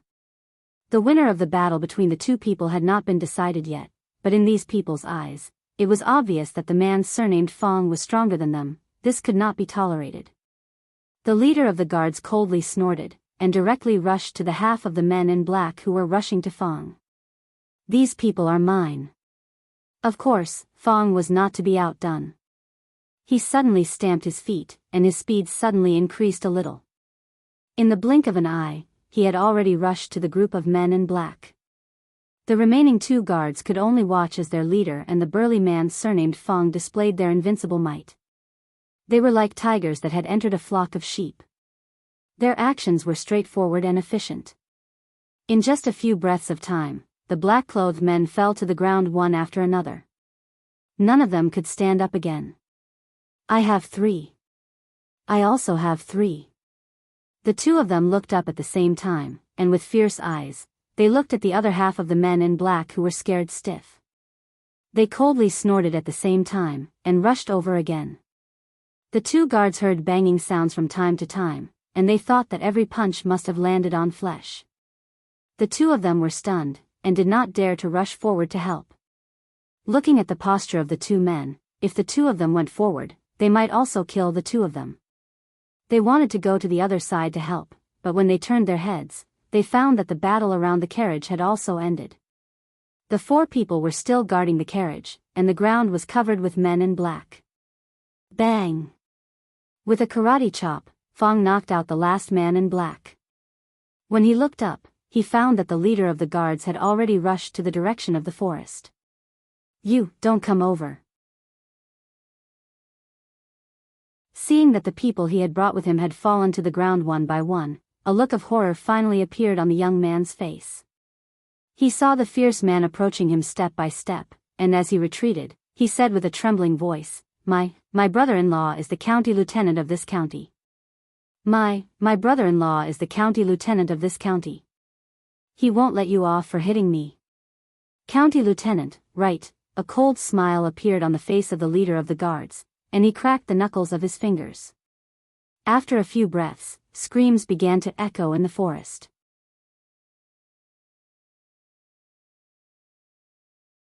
Chapter 135. Those who were dressed in black to act cool in broad daylight were just a bunch of rabble. After being beaten up by old Fong and the others, they obediently squatted in a row, not even daring to breathe loudly. Li Xian opened the curtain and took a look, then lost interest. These small matters could be handled by the guards. When Fong walked in front of those people, the person at the front immediately shivered and said with a trembling voice, "This has nothing to do with us. We were all paid to do this.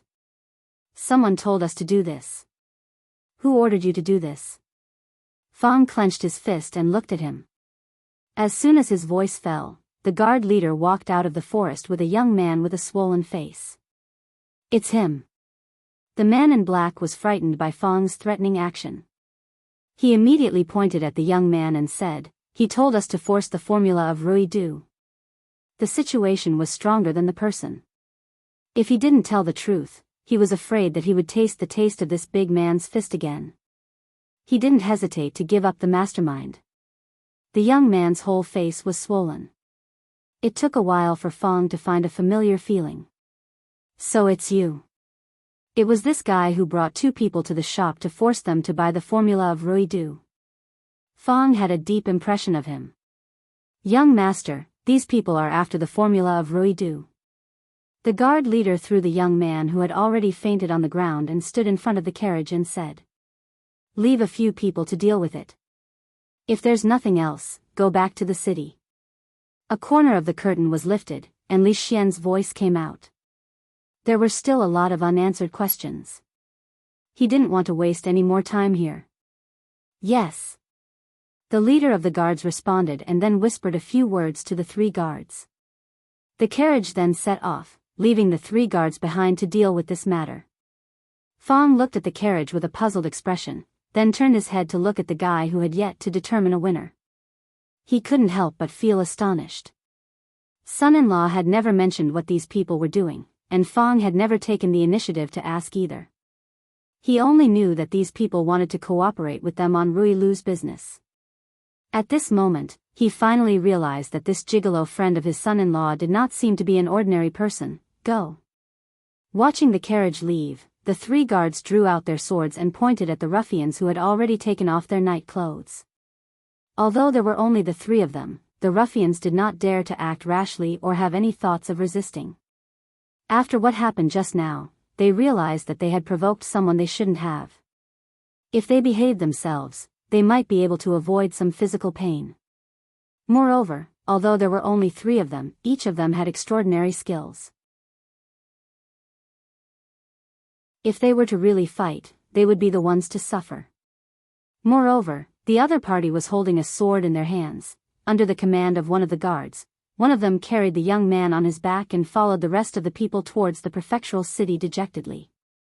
Qing and Prefectural City, Anxi Prefectural Government. County Magistrate Lu sat on a wooden armchair at the back of the hall while enjoying the massage from the beautiful concubine behind him. He was very satisfied. Ever since that unfilial son of his had been confined for half a month, he had become much more well-behaved. These days, he had been well-behaved and had not caused any trouble, which made County Magistrate Lu less worried. Lord Lu, bad news. Bad news. Before he finished tasting his tea, the beautiful concubine's hand had already moved from his shoulder to somewhere else. County Magistrate Lu squinted his eyes and the expression on his face became even more enjoyable. At this moment, a bailiff in plain clothes suddenly barged in and said with a panicked expression. The beautiful concubine's hand moved away in a hurry. County Magistrate Lu, who was enjoying the massage with his eyes squinted, was also startled. The hand holding the teacup trembled, and half of the tea spilled onto the hem of his clothes. Those who did not know would probably think that there was something wrong with him, bastard. County Magistrate Lu put down the teacup and glared at the bailiff. He said loudly, "How many times have I told you to knock on the door before coming in? Are your ears just for decoration?" County Magistrate Lu was in the prime of his life. Sometimes, when he was in the mood, it was common for him to close the door and make love with the beautiful concubine here. If someone barged in like this in a panic every time, perhaps after a few times, before he could resign, his little brother would have to live in seclusion. Therefore, he had long set the rule of knocking on the door before entering. "I'm sorry, Lord Lu. It's my fault." At this time, the runner secretly complained in his heart. The matter was urgent, and he actually forgot the county magistrate's rule. He hurriedly retreated and calmed down. Then, he knocked on the door and said, "Lord Lu, I have something important to report." "Come in." After all, it was just a small bailiff. County Magistrate Lu did not care about him, but his voice still contained anger. "What's the matter? Say it." County Magistrate Lu picked up the teacup again, took a sip of tea, and said lightly. These guys, who had never seen the world, usually made a fuss about little things, as if the sky was going to fall. This was the county government. Would anyone rebel? The bailiff bowed respectfully and said unhurriedly, "Lord Lu, several people just said that they came from Prince Ning's mansion. They took many people to the county government and even arrested the county lieutenant." Puff. County Magistrate Lu spat out the tea before he swallowed it. The teacup fell from his hand, and the hem of his clothes was completely wet by the tea. He suddenly stood up from the chair and asked loudly, "What did you just say?" The bailiff was also shocked and hurriedly repeated, "People from Prince Ning's mansion came and arrested the county lieutenant. They are waiting for you in the front hall.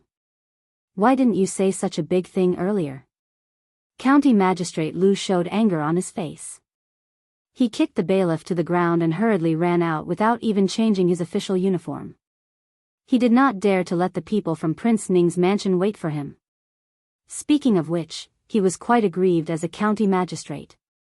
In other counties, the county magistrate was a big shot who could cover the sky with one hand. However, in Anxi County, in Qing and Prefecture, the number of people who could crush him to death could not be counted with 2 hands. Prince Ning's mansion was the biggest monster that he could not afford to offend. As the blood brother of the current emperor, he was deeply trusted by the emperor and held great power. He had to be careful even if he was just a steward in the mansion. The bailiff struggled to get up from the ground. He touched his chest and said in a low voice with great grievance, "Didn't you ask me to knock before coming in?" County Magistrate Lu hurriedly ran from the back hall to the front hall. As soon as he stepped into the door, he saw more than 10 people squatting on the ground. The one at the innermost with a knife against his neck was County Lieutenant Zhou, who was still in a daze. County Magistrate Lu's heart sank at once when he looked at those men with sabers who wore stern expressions. This time, he might really have pierced the sky.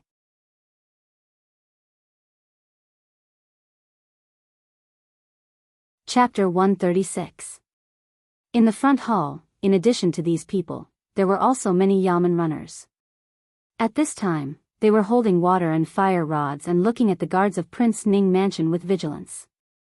They looked very nervous. After seeing County Magistrate Lu appear, they let out a long sigh of relief. Just now, these people swaggered into the county government and arrested County Magistrate Zhou without any explanation. At first, they thought that someone was rebelling and wanted to arrest them first. But after hearing that they were from Prince Ning Mansion, they dared not to act rashly. They were just lowly yamen runners. It was better not to provoke this kind of thing.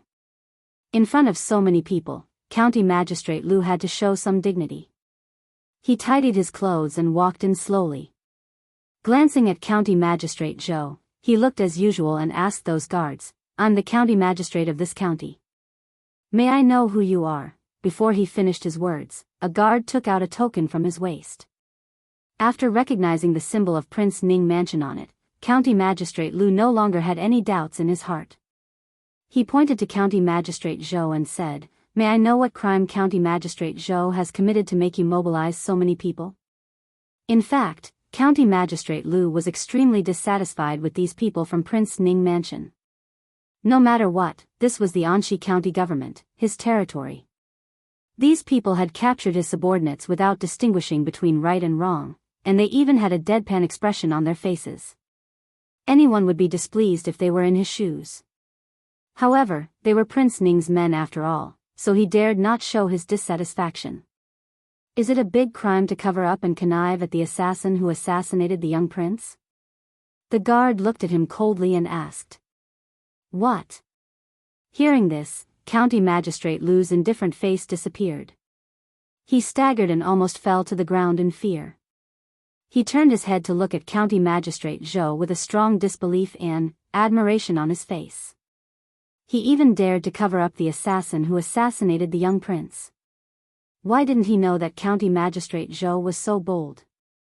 Even he, County Magistrate Lu, dared not do this. What County Magistrate Lu didn't know was that County Magistrate Zhou was also shocked at this time. When did he cover up the assassin who assassinated the young prince? He wouldn't dare to do that even if he was 10 times more courageous. Although he didn't know why these people would wrongly accuse him, there was one thing he was very clear about. If he didn't explain himself clearly, he would really die today. Assassinating a relative of the imperial family, the lightest punishment would be exile for 3,000 miles. If it was a little more serious, it was even possible to lose one's head. Even if it was covering up, it was still a very serious crime. Just at this time, the young man lying in the corner finally woke up. As he opened his eyes, he saw his brother-in-law, who was the county magistrate, and finally released the grievances in his heart and shouted, "Brother-in-law, they beat me. Arrest them." It was also at this time that the young man lying in the corner finally woke up. As soon as he opened his eyes, he saw his brother-in-law, who was a county lieutenant. The countless grievances in his heart were finally released. He shouted loudly, "Brother-in-law, they beat me. Quick, send someone to arrest them." Unlike the county magistrate who needed to be appointed by the emperor, the county magistrate had always been appointed by the local government. They were mainly in charge of justice, arresting bandits, collecting taxes, and other affairs. Although they didn't have a high position, in the eyes of ordinary people, it was already a very high position. The county magistrate was in charge of the administrative affairs of the county, and it was the county magistrate who was in charge of the specific execution. Judging cases and collecting taxes were all the duties of the county magistrate, which were closely related to the people. To a certain extent, having a county magistrate as his brother-in-law was enough for him to do whatever he wanted in Anxi County. Although there were many people here that he couldn't afford to offend, it definitely didn't include these guys who came from the mountains. "Brother-in-law, they beat me. Arrest them." When the young man shouted, County Magistrate Zhou couldn't say a word anymore, as if he was choked by someone. Just now, with a knife against his neck, he was so frightened that he didn't see the unconscious young man at all. County Magistrate Zhou opened his mouth, but no sound came out. His face was pale. He never expected this. County Magistrate Lu also looked at the young man in astonishment. The one who assassinated the young prince was actually County Magistrate Zhou's brother-in-law? In that case, there was nothing more to say.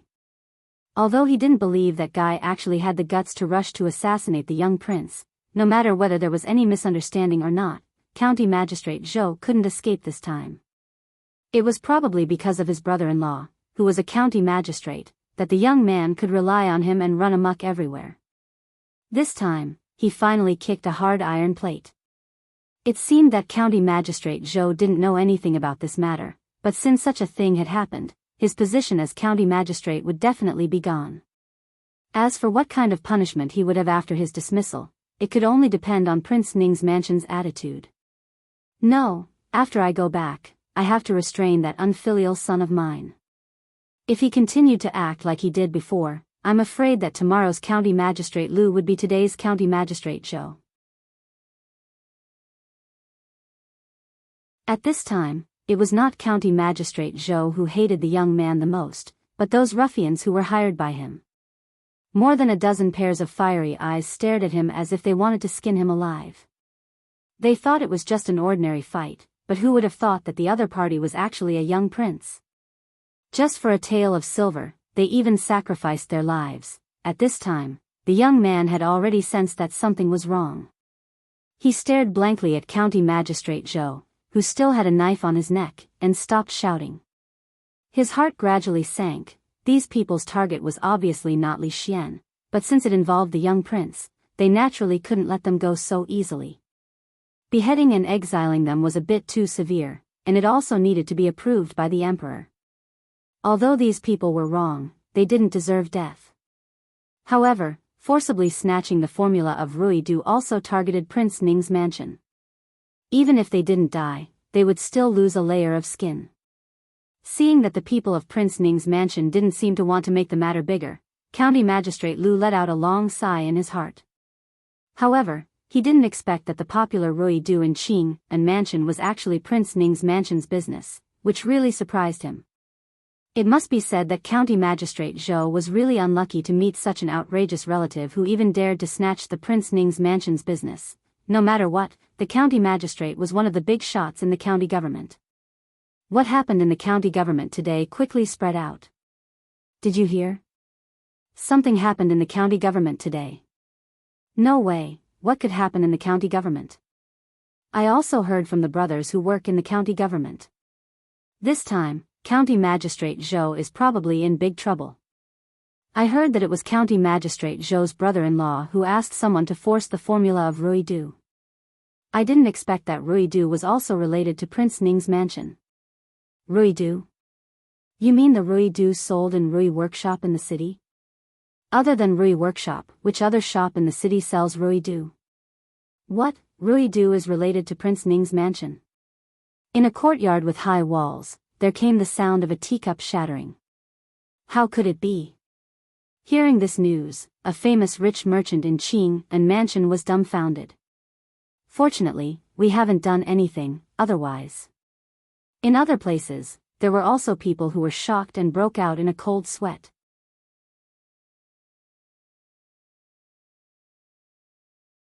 Chapter 137.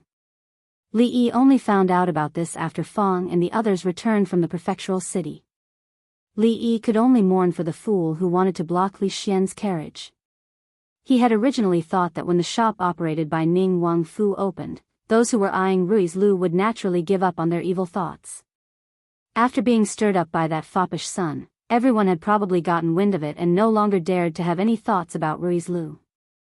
After calming down and thinking carefully, the conclusion Li Yi arrived at made him sigh endlessly. If he didn't know Li Xian and didn't cooperate with Ning Wangfu on Rui's Lu, even a small county officer would have brought him a lot of trouble. After all, one was a commoner and the other was an official. The people who came to frame them and the constables who colluded with them were most likely instructed by the county officer. In this day and age, it was better to be an official. If he was a county officer, wouldn't there be none of these things? Of course, if he really wanted to be a county officer, Li Yi was also unwilling. It wasn't worth it to do so many things with such a small salary. Wouldn't it be better to hold on to the thigh of Ning Wangfu? Wouldn't it be better than being some county magistrate? Of course, distant water couldn't quench immediate thirst. Not every time something happened, Li Xian would appear at the right time. If he could hold on to one more thigh, he would have one more choice when the time came. Therefore, when the patrolling female arrestor passed by the entrance of the shop, Li Yi greeted her politely. "Arrestor Li, you're patrolling the streets again. Do you want to come in and have a cup of water? Do you have wine?" The girl in light blue looked at him and raised her eyebrows as she asked. "Yes." Li Yi replied with a smile. The wine was a strong liquor made using the distillation method. Before the wine shop that cooperated with Ning Wangfu opened, it was the only one in Qing and prefectural city. If there was wine, there would naturally be dishes. Things were different now compared to when he first came here. With money, he didn't have to live a life without much money. 2 cold dishes and 2 hot dishes were made by Li Yi himself. They were perfect to go with wine. "Constable Li, please." Mingzu Li looked at the dishes on the table as a look of astonishment flashed across her face. "Didn't you say that you only came in for a glass of water?" No matter how he looked at it, the scene in front of him seemed to have been prepared. He glanced at Li Yi and sat down. Regardless of what he was thinking, at least the dishes and wine looked good. It could be seen that he had put some effort into it.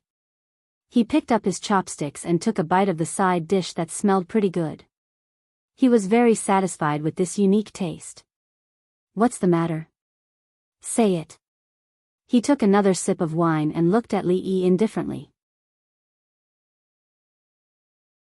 She actually admired this scholar's ability. For the sake of this table of dishes and wine, if his request was not too excessive, she would consider it. "Constable Li, you misunderstood. If it wasn't for you, I'm afraid that the lawsuit at Rui Restaurant would have been unavoidable. This is just a small dish and wine to express my gratitude." Li Yi smiled and looked at her calmly. He really didn't have anything to ask of this female constable at the moment. Even if he did, he couldn't say it out loud. As the saying goes, if you take something from someone, you'll have to bear the consequences. The Anxi County government was not far from the shop. If this princess dined and drank here for a few times, how could she stand by and watch when something really happened in the future?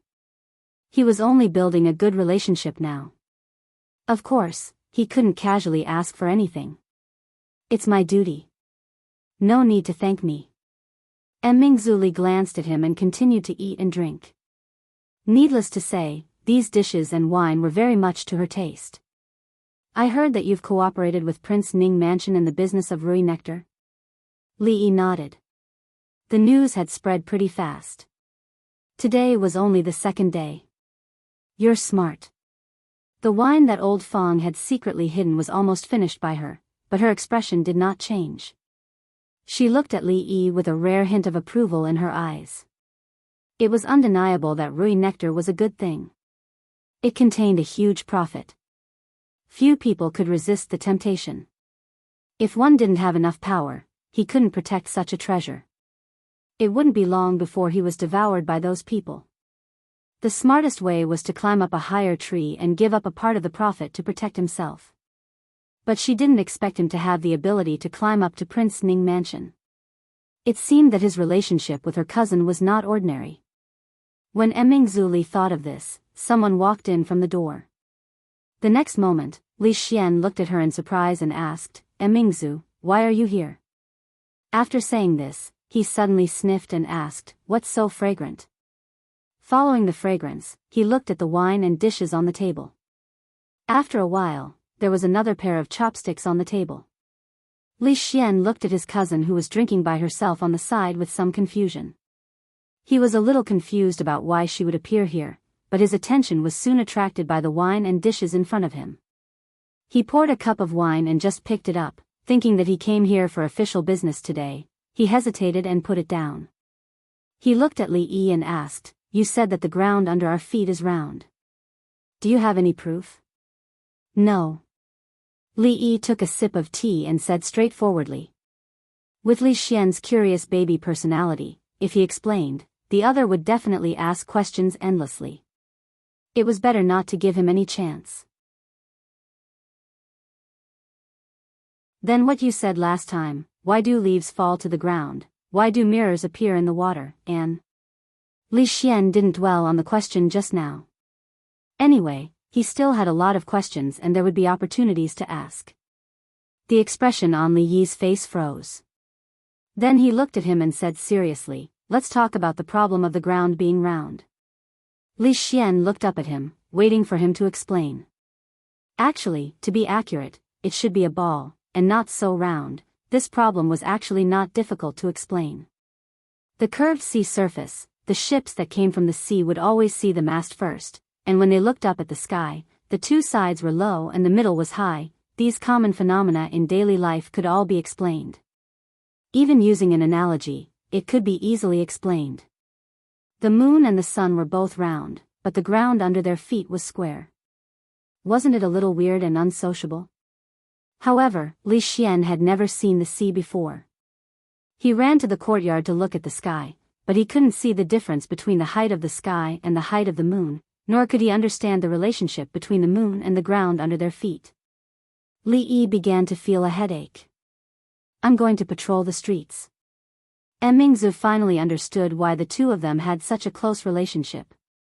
It was very normal for two people who were suffering from hysteria to feel like they understood each other. You're tuning in to the Journey of the Soul YouTube channel. Don't forget to subscribe and join us on this journey to catch the most captivating stories.